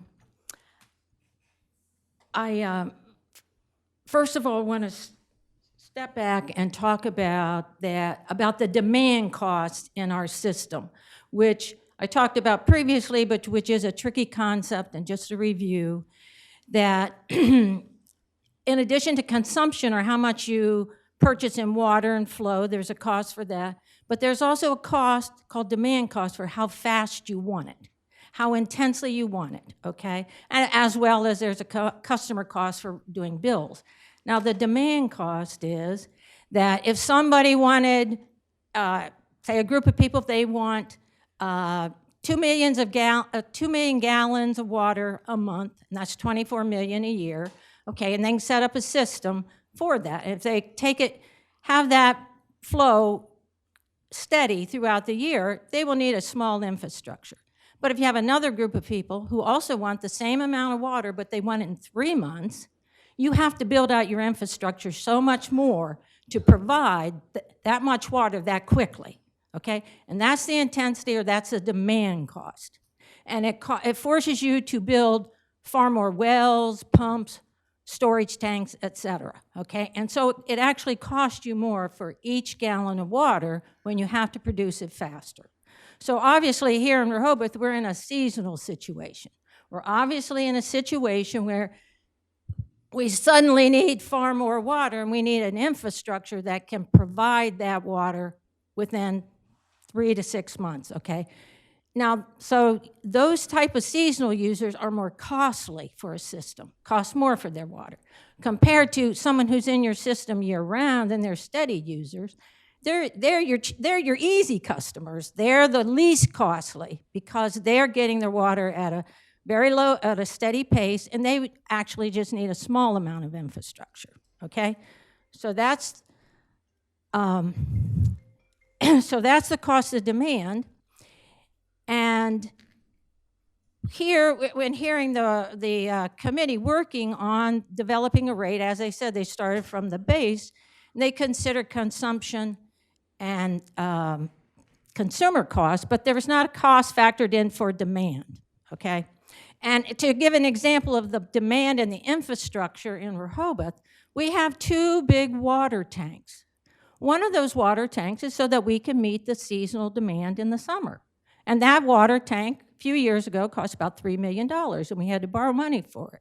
So that's an example of the extra infrastructure we have here in Rehoboth to service the summer peak crowd.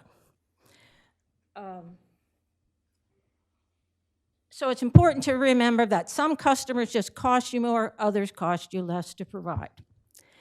And I'd like to go back and say that it is, as Mike first said, that it is a matter of what are the values of our community? What's our situation? What is appropriate for us? And so the committee here talked about the more you pay, the more you use, the more you pay, okay? But there's also the other thought is the more you cost, the more you pay. So that if you cost more to the system, you should pay that. You should pay your fair share. And so that's why the peak rate system was introduced, was because they know that in the season it costs more to serve those users. The only way to capture that extra cost is by charging more while they're using it, okay? And then drop that rate to a lower rate in the off-season for your year-round users, okay? Now, so I have my main concern with the proposed new rate is that it's going to shift costs from our costly users during the season to our less costly year-round users, okay? And I came up with some figures to show that. Can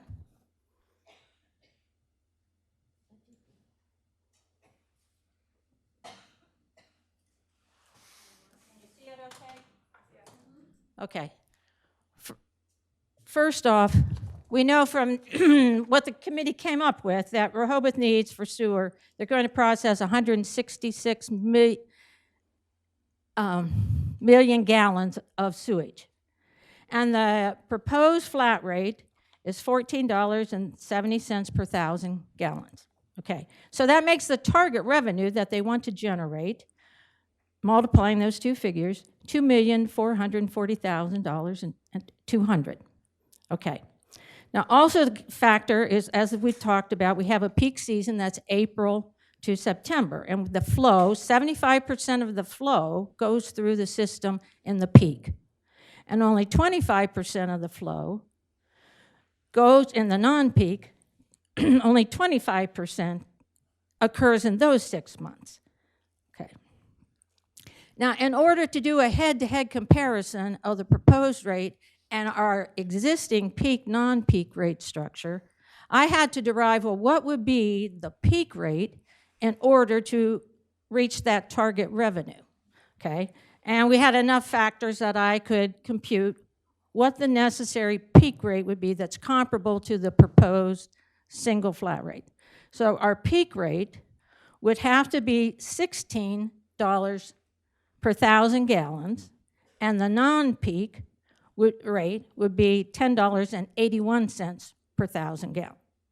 Okay, so now we have those figures, and we can compare to the $14.70 what that does.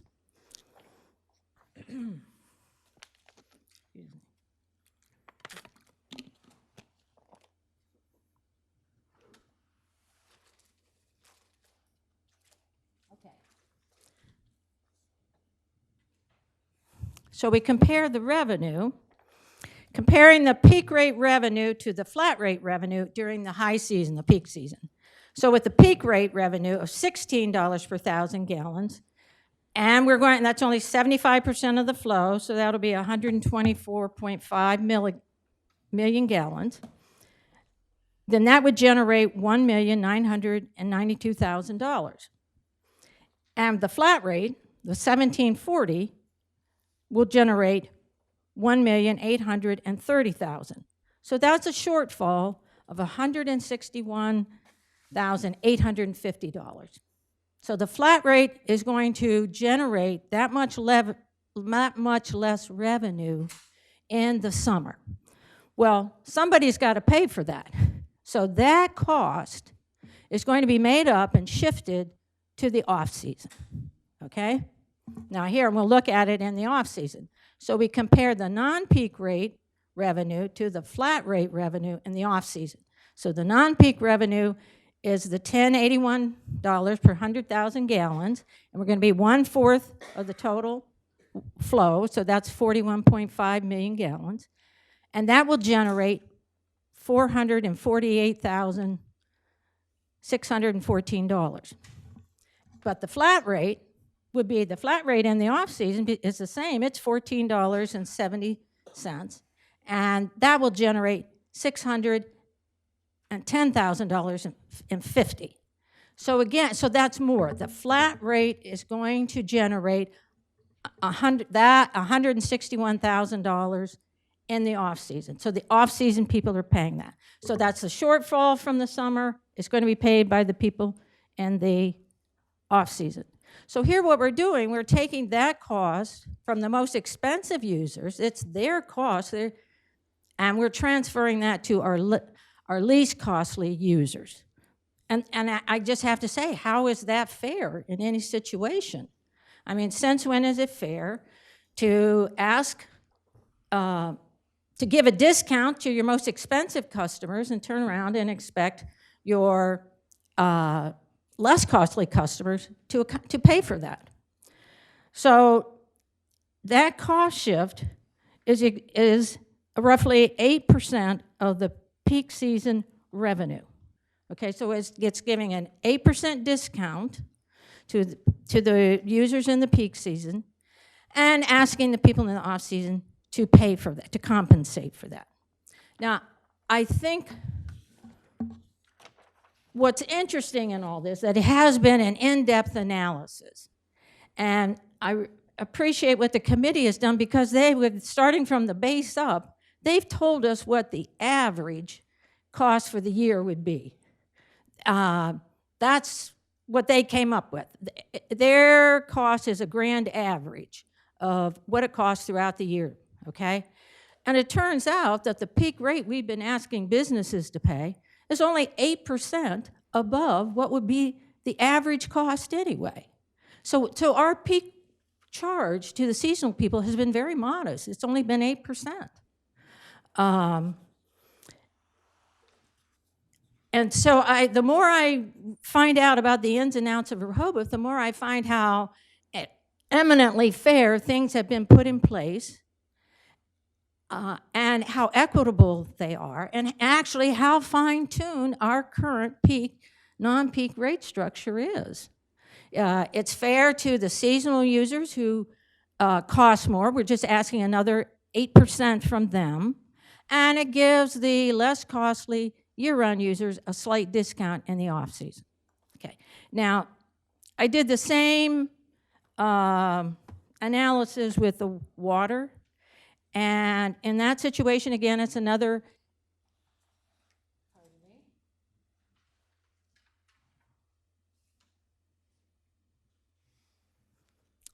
so for the shifting of the water cost, again, I derive what would be the necessary peak rate, which would be $6.87, and the non-peak rate would be $4.64 in order to generate the same amount of money in water that the proposed flat rate would do. And work through it in that situation, roughly $59,000 would be shifted from the seasonal users to the less costly year-round users.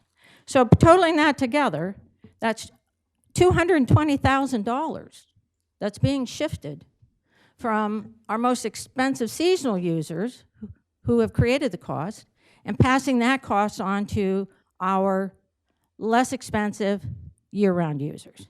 And I just don't think that's fair. I don't think that's equitable. I just don't think those are the values in our community. And so and now the last, and I raised these issues, and I see that there's been more analysis looking at the percentage of flow and percentage of revenue, et cetera, like that. And that I haven't been able to look at to see how that fits with the materials that I've come up with.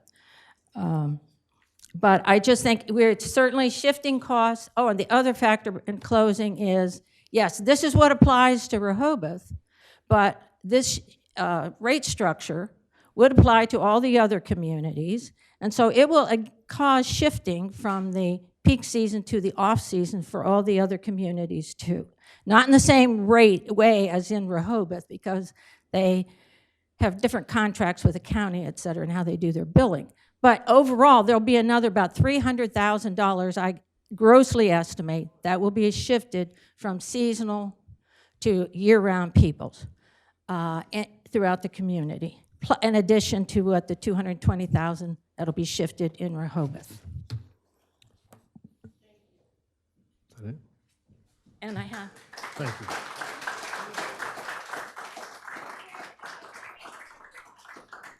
Jan Conacy. Donna, would you make sure to put your name and date on one of those and let Ann have it?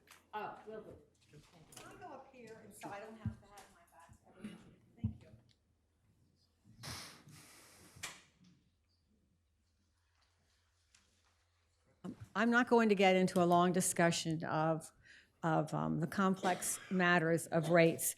What I would like to spend a few minutes on is talking about the history of where we are today, and then go into the rates. And where we are today is because of public participation. When people heard in the fall of 2018 that the city was contemplating giving the wastewater treatment plant and the water plant away to Sussex County, there was a big hue and cry. And the city decided to have a town hall, which they had in January. And I think everyone was amazed at the number of people, not only who came that day, but also were listening. I was in Florida with my kids who live there, and we were listening on video streaming it. I love the live streaming.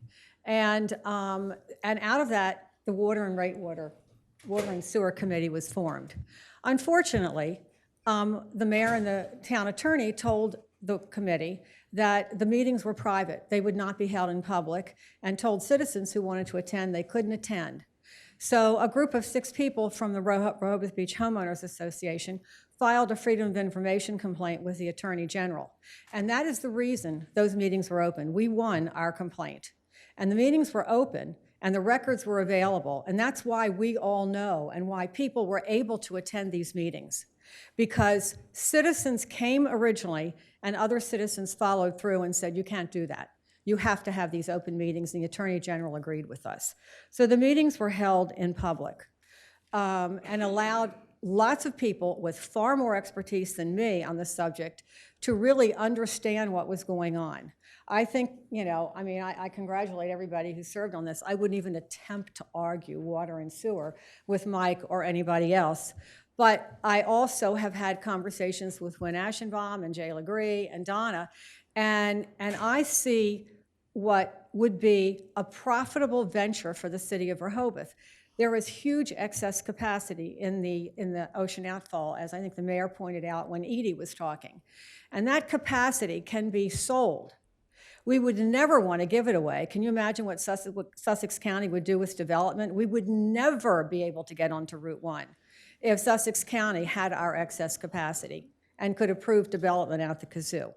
So I just wanted to say that I do think that it should be ours. I do think that we need to look at the rates. There seems to be a real difference of opinion from economists like Wynn, Jay, Mark, and others that I know when they look at these numbers. And again, it's not my area of expertise. I did want to ask one question, though. There's a lot of construction going on in my neighborhood. Do we charge impact fees? So when a development somebody builds a house and you have to tear down the street to get to the water and do all that stuff, do we charge them a fee for that? Yes, we do. And does the fee cover all our expenses? I think the fee schedule was established many years ago. As the Director of Public Works now, So it doesn't. What is the fee? well, I have to go in the code and pull it out. I don't know it off the top of my head. But yes, there is a street cut fee. Yes, there is a tap fee, all those. Do they make us whole? I would say no. Is it a big number? I would probably say no as well. But it adds up. And when you look at the development that is occurring, there is hardly anywhere in the United States of America that doesn't charge impact fees. So we should be making back the money that we spent. And that's another comment I have. But thank you very much. Suzanne Good. And you'll see that at a meeting coming to you soon. Great, thank you. Suzanne Good.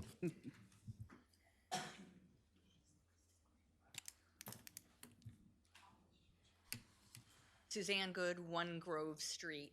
I found the discussion beginning in March, I confess I didn't get involved until sort of 2 months in, fascinating. And I think a lot of the questions are what we all have to call normative. They're decisions based on equity, but that is a sort of a moving target. On the other hand, because of the largely seasonal nature of our resort, with indeed 48% of the water usage occurring in the quarters are sort of spread over the very peak of the peak season.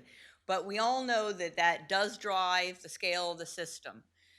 So to me, if we had backed up to 1999 when JWF did its study, they might have decided to approach this and might have decided to adopt the so-called inclining block rate structure, which, as an example, because I know it's not immediately apparent to everyone, a user who, for example, a quarterly billing cycle user with a 1-inch pipe who uses 10,000 gallons per quarter, so about 40,000 gallons per year, might be charged a different rate for the first 20,000 gallons, a lower rate than for gallons between 20,000 and 40,000.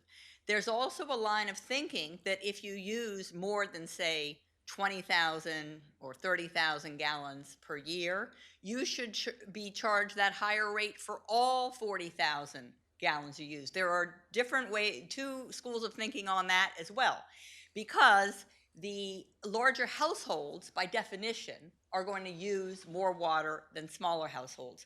There are some economies of scale. When you cook pasta for 3 or 4 people, you maybe only use 10% water than you do for a single individual.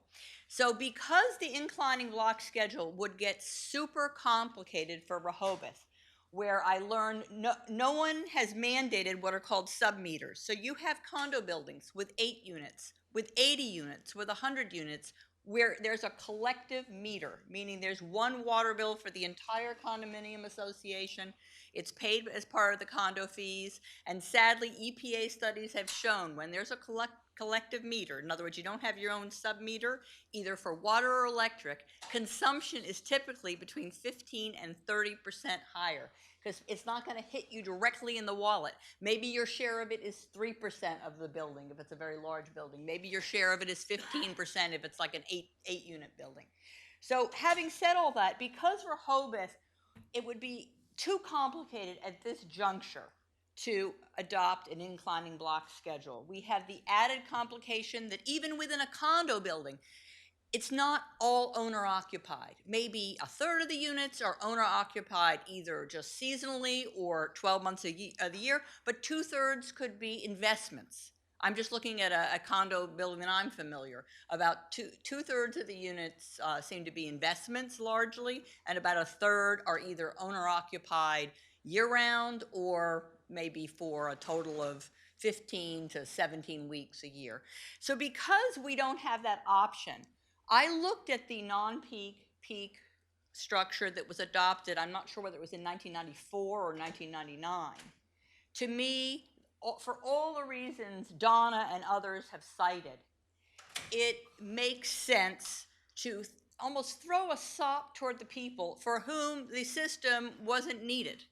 for the people who are here year-round, and we may find there will be an incidental benefit from keeping the peak, non-peak rate structure. It will be one little encouragement to businesses to be open more of the year, because their cost on water and wastewater will be almost 50% lower in those non-peak months. And that's something that's, again, a normative issue, but for us, I think all of us want to encourage more and more of the businesses to opt to be open more of the year. It reduces the unemployment factor for some of their seasonal employees. You know, they can keep on more of their labor force. So I think there are a lot of reasons to maintain the peak, non-peak structure.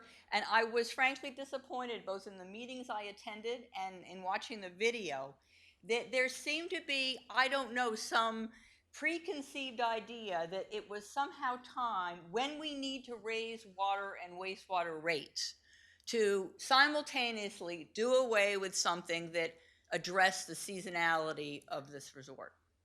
Thank you very much. Thank you. Thank you, Susan.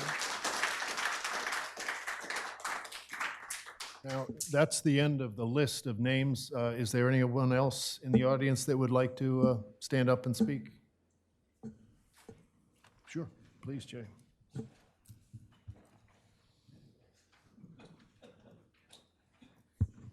I'm Jay Legree. I live at Prospect Street. How do we charge North Shores for their wastewater? Do we bill them in a single bill? No, they're billed quarterly with our quarterly bills. Okay, so North Shores does pay, they would be paying peak, non-peak. No. That's my question. The entities, You better, yeah, thank you. the entities that share the plant, Dewey Beach, North Shores, and Lopen Acres, we measure the flows that they contribute to the plant. And they're paying a percentage of the cost based upon their flows. So there's no peak or non-peak that we're going to impose on them, because they essentially, at North Shores, they pay on an EDU basis. So it's a system a lot of people don't like, but that's the way the county does it. They basically take these, once they tally the total cost to the community, they divide it by the number of EDUs. And Dewey Beach and North Shores are about 235. So every citizen pays the same in North Shores. But the communities are sharing the cost of our plant. And that's where I said we use less than 50% of the flows that go into the plant. Thanks, Bert. Thank you, Bert. So in fact, the peak, non-peak rate would only affect us here in town. So we're not shoving that off on anybody else. It's just us. And my second point, the citizens were the ones that went to the polls back in 2015 and voted to bring on this huge debt to build the wastewater plant. Ordinarily, when an investor takes on risk, they expect a premium. And I'd like to see the people that voted for it have a little break in the wintertime. I'm sure that Matt's, I had a hard time following Matt's calculations. I was lost. But it just makes sense to give a little perk back to the citizens that voted to take on that risk. And I like Suzanne's idea. It helps the businesses, give the businesses a perk and say, one of the keys to mixed use is year-round businesses. And let's help it a little bit. Thank you. Thank you.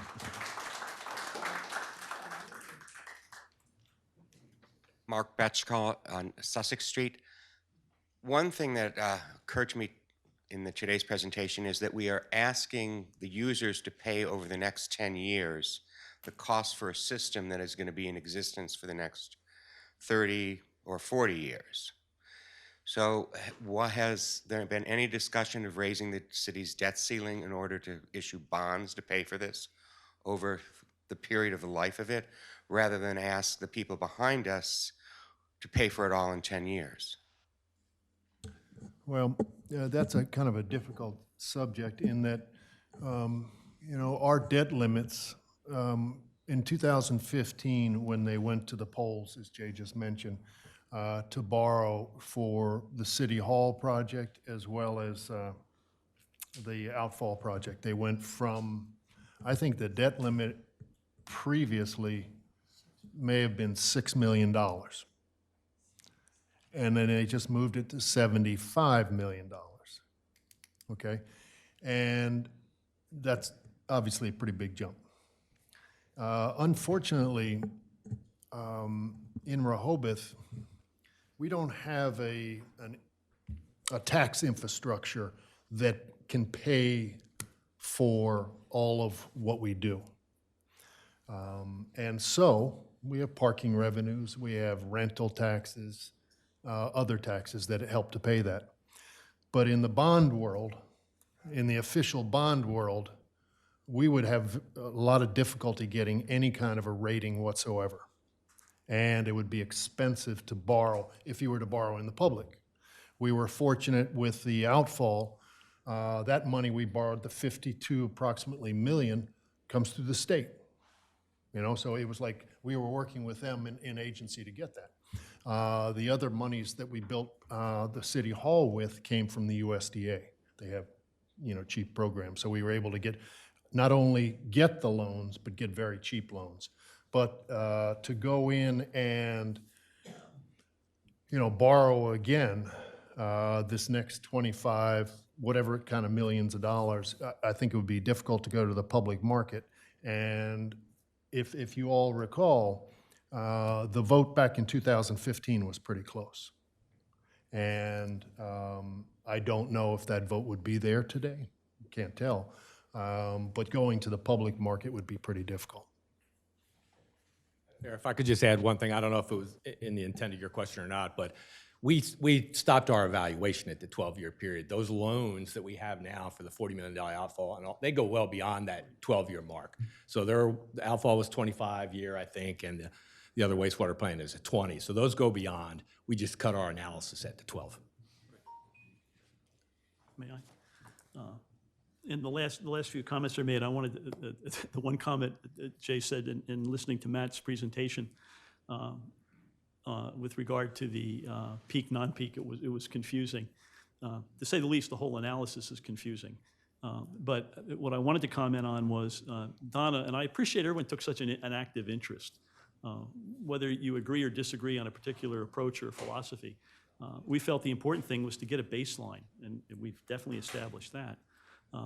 But Donna, where are you sitting? You went away? Oh, there you are. Are you still there? Don't jump on me when I say this. The calculations as presented explicitly are in fact incorrect. However, the analysis that was done by Matt is correct. However, the presentation that he did showed that marginally, it wasn't significant, that if you went to a peak non-REIT and did an apples-to-apples comparison of peak non-peak based on Donna's analysis, that when it was done completely correctly, so to speak, it showed that the peak users, which we're talking about, paid marginally more than they should have. And the non-peak users, meaning us, the residents, we got an advantage where we paid marginally less. We should have paid marginally more. But it was marginal. It was marginal. Now, the point is, it was just marginal. What I'm trying to get at is, I'm agreeing with it. I'm just saying that we have to make sure when we do whatever we do, that we do it based on the facts and evidence of what's actually the real numbers. I said marginal. There wasn't a dramatic difference, but there was a marginal difference. The other part is, and again, when the demand analysis was presented, and I can't help myself because I used to teach this stuff. When you do a demand analysis, you don't just look at the demand, you then look at the benefit that is accrued. And when a demand analysis is performed, as was done by Donna, you then have to look at the other side of the account. So it's basically looking at debits and credits or looking at benefits versus expenses. Even if you use a peak, non-peak approach, if that's what you elect to go to, which they elect to go to, whatever is ultimately done, if you look at it from a demand analysis perspective with regard to our sewer and wastewater, and you say, okay, the peak users are not paying their fair share. From the system perspective, flow is flow. It doesn't know who is doing what. However, if you do a demand analysis, you have to do what's called a fiscal impact analysis. And what that means is you look at who created that excess demand, who created that excess infrastructure, which everyone agrees that, you know, we have it due to peak demand. But then you look at the benefits that accrued. And what that means from a municipal standpoint is if we did not have the capacity within our infrastructure system, and I'll go down stepwise, that's the only reason that's there, quote, is because there was the demand generated by, quote, these visitors or the seasonal component. Now, our seasonal component's changing. It's getting longer. 20 years ago, we used to pipe out summer. That doesn't happen now. But what I'm leading up to is you then look at that seasonal demand that's caused by a bunch of folks that come into town. Now we look at the fiscal impact analysis. All those folks that are coming in contribute to the city budget from the standpoint of parking meters. No, time out. The residents that come in, the people that come in and that are here, whether they're here for the day, the week, the hour, whatever they're doing, we have, all I'm saying is you look at the total balance of both sides of the equation. We also have, from the standpoint of the taxes that are paid to the city, if you have I used to have one, don't have it anymore, if you have a residence that you rent out, you pay a fee because you have a business license. Parking revenue and the incremental revenue from that add up to, I think it's roughly about $9 million, $8 million. Then you subtract from that the negatives that occur because of all that seasonal inflow. You have to hire more police during that time. You have to bring more sanitation workers in. You have other people. So you net that out. But it ends up being a beneficial benefit to the city of $5 to $6 million. $5 to $6 million that I get to benefit from because it helps keep my tax base down. Are you including the cost of the water, wastewater treatment for the No, I was. showers and restrooms on the boardwalks? I'm aggregating everything together because it goes back again to saying the flow doesn't know who caused it. It just comes in. So all I'm getting at is when you make an analysis, you can't just look at a segment. It gets broader and broader and broader. And fiscal impact is one of the things that you do. Notwithstanding any of that, and what we've presented here and what I've done is I'm a resident. I'm a year-round resident. I've lived here since 1977. And I don't want my bills to go up, but I also want it to be done in a fair and equitable way. And so we created a baseline. I keep going back to that. It's a baseline. Now it's up. Where it goes from there, I don't know. You know, you can look at it from a multitude of ways, and the comment was made that recommended against citizen input was not to have a tiered structure. There's a multitude of structures that can be used, and which one actually ends up being better than the other would require more analysis. It can't just be done off the cuff, which is what's happening at the moment. The data that created, pardon me, why not just keep it simple? Can you come up to the microphone, please? For him, that's all. Yeah, I realize that, but They like to. we just need to have it on the record, unfortunately. Yeah, and I can hear you, but we need it for our records. Can we give it to him? Microphone's going to come to you. Drew Woodall, 326 Hickman Street. You're all to be congratulated. Nice study. But Donna, you brought up a very good point. You created the basis, what we need to do. Why don't we try to keep it simple and adopt something similar, a hybrid of what Donna presented, and just go with it? Thank you. Thank you. Very good. There's no response. Bruce? I just have a quick clarification on Bert's answer to Jay's question. You were asking about North Shores and would they pay peak, non-peak. Bert was answering for the wastewater side. The answer is no, nobody would. On the water side, yes, they would. Because it's differences. It's the same with Breezewood and the other areas along the Breezewood and Route 1, any user that's billed water by the city would pay that peak, non-peak rate.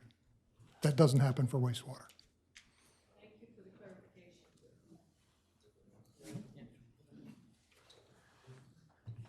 Commissioners, I feel compelled to stand up and mention a couple things. You've heard that there's no demand cost in our analysis. I don't believe that's accurate, and I can show you that. I know there's a lot of sentiment that you've heard today about peak and non-peak, and that's certainly understandable. We've had that system for more than 20 years. We didn't have the records to see how it was initially developed. That was one of our first questions out of the box with this committee. The 1999 report that has been referenced by some makes reference to peak and non-peak and does an analysis of, do we need to raise those rates to generate enough income to offset the expense? It does not go into an analysis of what they should be. So we don't know how those came about, and it appears that over the years, they've just been ratcheted up by proportion, usually, from what we can understand. But even if we had an understanding of how they were derived prior to 1999, we're in a way different situation today with both water and wastewater. We have different systems, we have larger systems. So to go back to that, the exact methodology probably wouldn't make sense anyway. But more importantly, we have incorporated within the proposal the concept of peak and non-peak. We just don't call it that. And so I know this is confusing, but again, I would reference the commissioners to page 2 and the discussion of fixed cost and non-fixed. And let me, without getting into the weeds, because it is complicated and there's a lot of numbers, but the aspect of fixed cost that we have attributed to year-round flows are those costs that are there regardless of the peak situation or the seasonal situation. Those are the costs for employees to run the plant. Those are the base costs for the system. The peak costs are associated with the non-fixed costs. Those are things on the operating side, such as chemicals, electricity, that do go up when the season is there.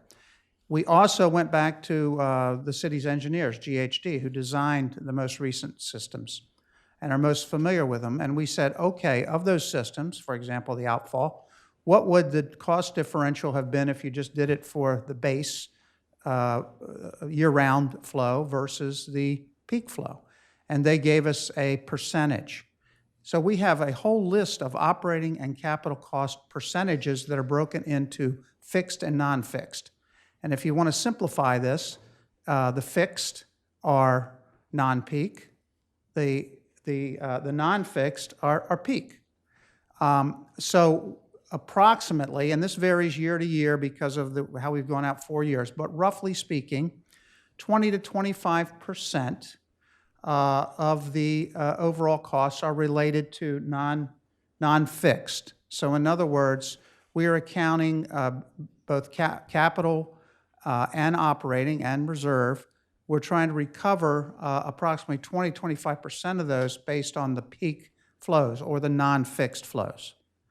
So 75% roughly are based on year-round. So the concept of peak and non-peak is there. It's not easy to fully grasp, but if you read what's on the bottom of page 2 and you look at how the calculations were done, I think you'll get an appreciation for we've not left that out of the process, despite what you might have heard here today. Thank you. Thank you, Roger.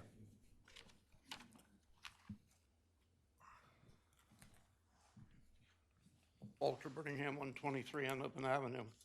I don't know whether I'm embarrassed to ask this question or not, but if people use water in the summer, are we basically all peak customers? Yeah, we'll all pay more in the summer. I think at one time, I just paid the bill, so I didn't think about it. But I thought at one time, let's say you use 50,000 in the summer, or excuse me, in the winter months, and then you jumped up to 150,000. I thought at one time it was you got based charged at the 50,000 at one rate and the surcharge on the extra 50. Is that right or wrong? Maybe in some time ago, but not since 99. Yeah. Not since 19 what? Not since 99. You're talking about the surcharge. The The surcharge. surcharge is all year. And that's on sewer. That's just on And that's sewer. on sewer. Surcharge, but at one time there was a differential. But nonetheless, we are all peak customers in the center 6 months. Yes. So it's not just the people. That's correct. It's everybody. That's correct. Someone else had their, please, can you walk up?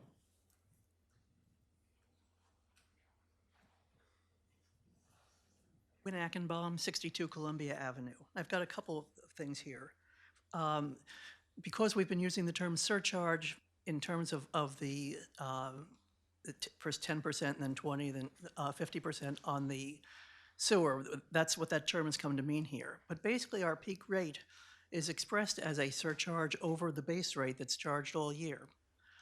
So we pay that base rate for all 4 quarters. We pay the additional peak rate in the other 2 quarters. And I don't know if anybody here knows how much of the revenue is coming from the peak rates.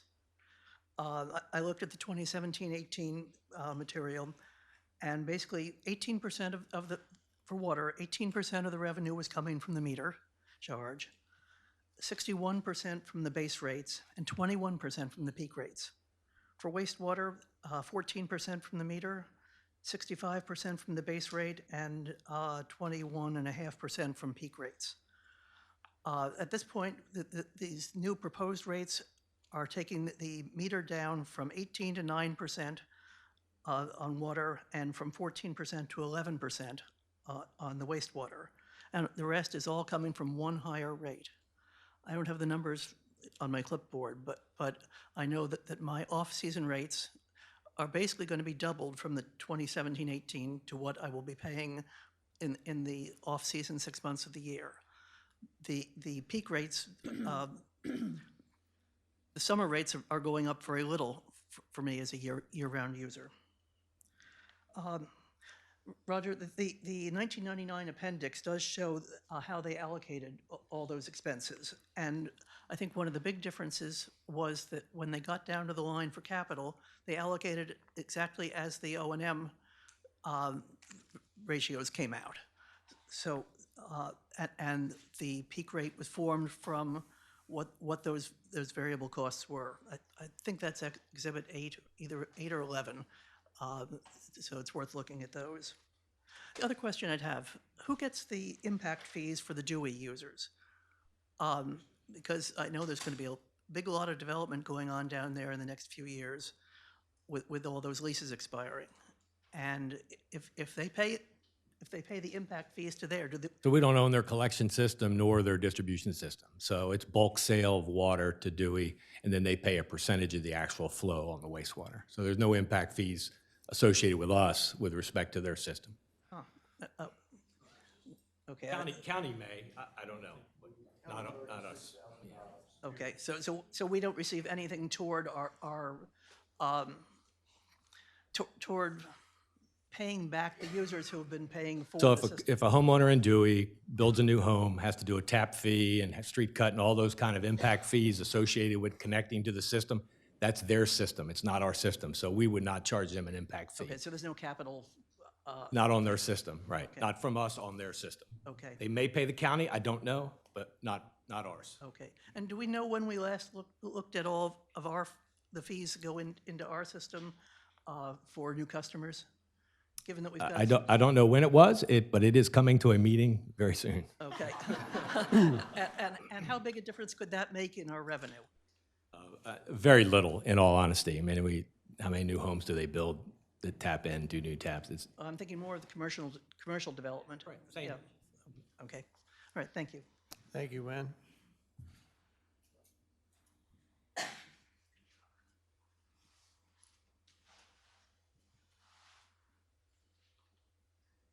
Donna Mabry, 221 Hickman. I want to respond to Roger and Mike. And first of all, with Roger, I know they tried to incorporate the seasonal costs. as the non-fixed cost, okay? And that they went through that. But the problem with their method was that once they got those non-fixed costs and they divided them by the gallons in the peak season, they got an average. They averaged it, and then they added it to the fixed cost average. And they put that together, and that became their proposed rate. So their proposed rate is just a complicated average that they apply to everybody all through the year. So it's not like that, what they were trying to do in getting those seasonal costs were costs that they were applying to the people who created the costs in the season. So that's why I can't see how that methodology really addresses the seasonal problems in the rate. The other thing is, like mentioned, that our situation is so different now than what it was when the 1999 study was done. Well, that's really not the case. It's surprisingly similar. It's like we still have 75% of our flow goes through the peak season and only 25 in the off season. We're still a very seasonal community. It's pretty much the same. And while the off season has gone up, so has the summer season. So we're still pretty much in that ballpark. Then also talking about the benefits of doing a peak rate, and Mike looking at the fiscal and the additional benefits. Okay. What I look at with Rehoboth is everything in Rehoboth is oversized for peak, just like the water plant is. Everything. Our trash service, our administration, our police, our beach patrol. Everything in this town is really built for the peak season and serving that. You know, how we handle everything, okay? It's really not built for the few residents that are here. So everything's oversized. So I see the challenge for the city is, how do you get the money from those people who are causing the cost, the seasonal people? How do you get the cost to pay for all the services we provide for them? You know, the public bathrooms, we spent $750,000 sprucing up those bathrooms, the trash cans, everything. How do you get that money from them to pay for all the services we want to give to them? It's a real challenge for the city. And I think the city's been really great as far as getting in parking and accommodation fees. And I think the way Rehoboth has generated its revenue has been very good, that it's a good deal for everybody. And like for seasonal users, they don't have to buy beach passes. They don't have to pay for restrooms. They don't have to pay those kind of fees. So I think here is a legitimate fee cost that the seasonal people create for our water system. And it would just be smart to get that money. You need to raise that revenue. This is a legitimate cost. Raise that revenue from the visitors. Don't pass that on to your residential and property owners or businesses because you need them to pay in other ways.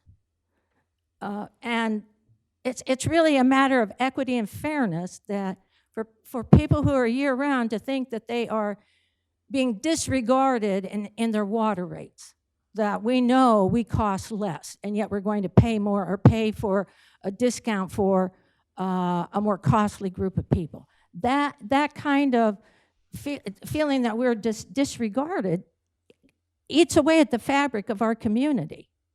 It's a bad precedent.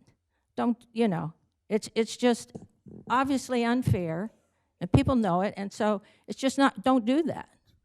Thank you. Thank you. Thank you, John. Anyone else?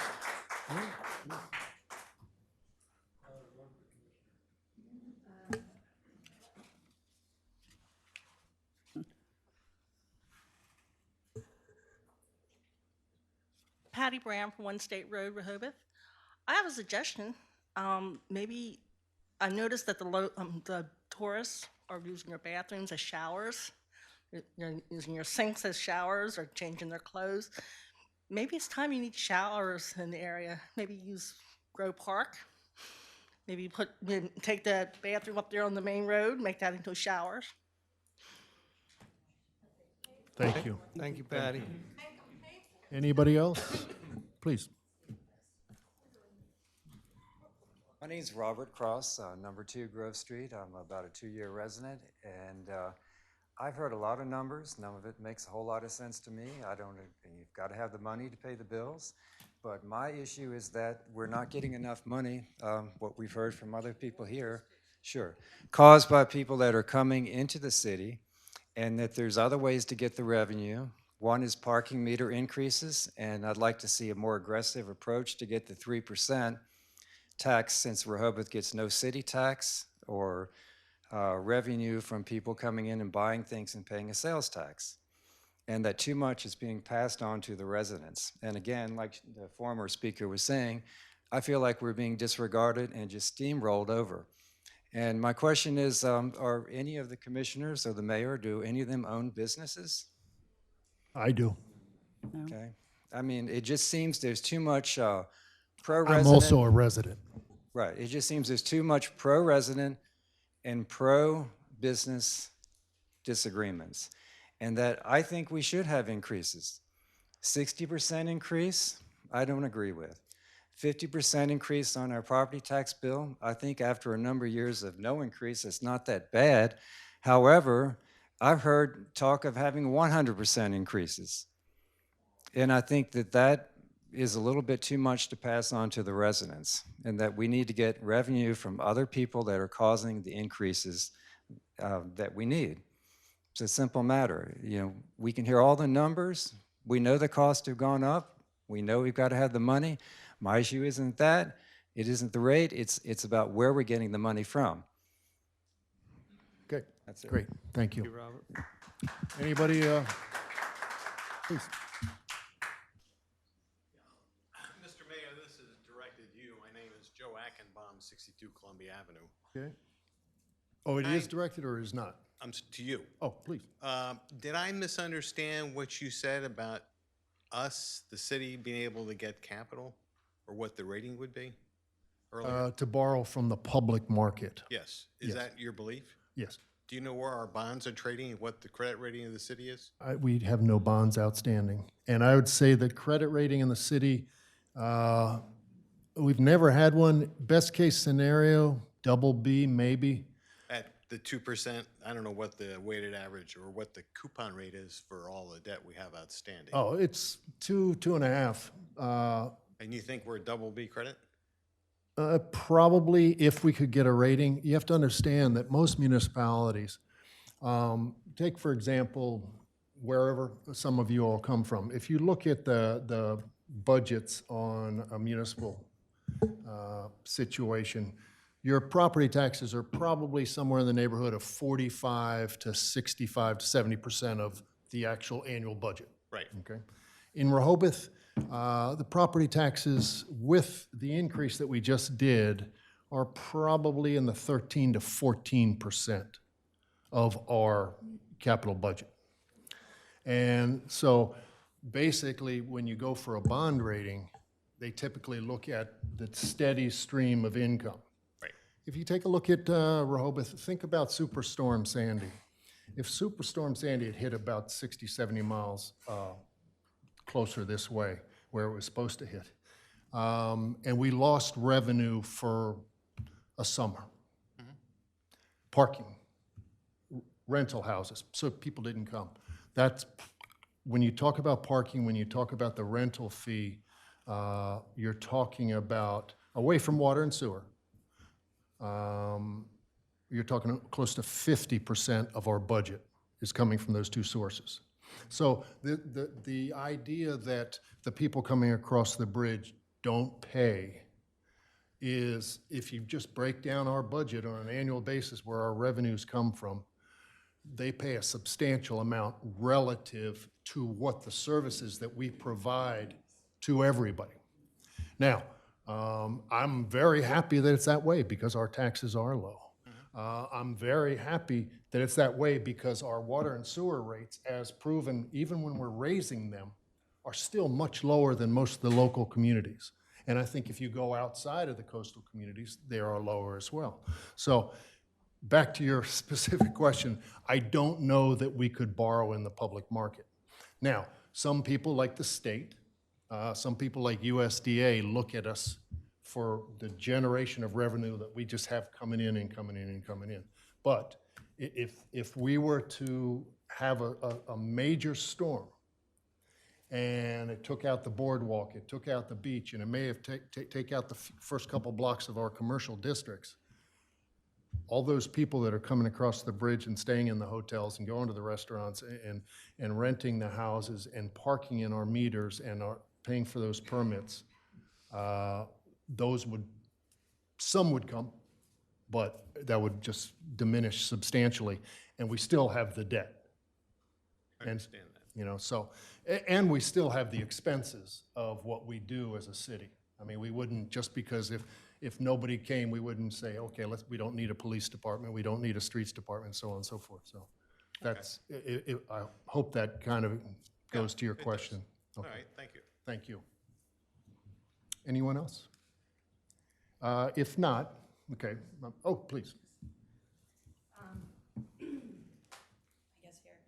Becky Conley, 47 Maryland.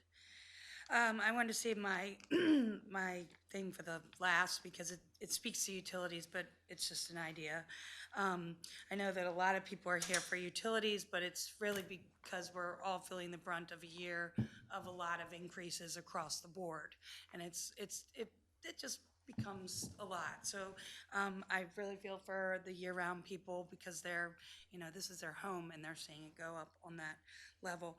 But what I wanted to just throw out there, since it is utilities and we're talking about water conservation, are there any current incentives for rain barrels, gray water management, anything like that? I just throw it out there. I'm not, but if we're looking at the cost of water, it's because water and delivery of water and uses of water is an issue. It's a creative idea that there should be an incentive if you come up with a way to conserve water. Just Great idea. Thank you. Becky. I'm assuming there's no one else. As we move forward, as Commissioner Mills mentioned, I think we will be speaking about this a little bit more. I'm sure we'll have it on our August workshop agenda for discussion, and the possibility of as early as the August regular meeting, maybe a vote. Again, it would be for billing starting in the October quarter. But, and again, any further comments that anybody would like to make to the city or to the commissioners, please feel free during the public. And if there's nothing else, this meeting's adjourned. Thank you.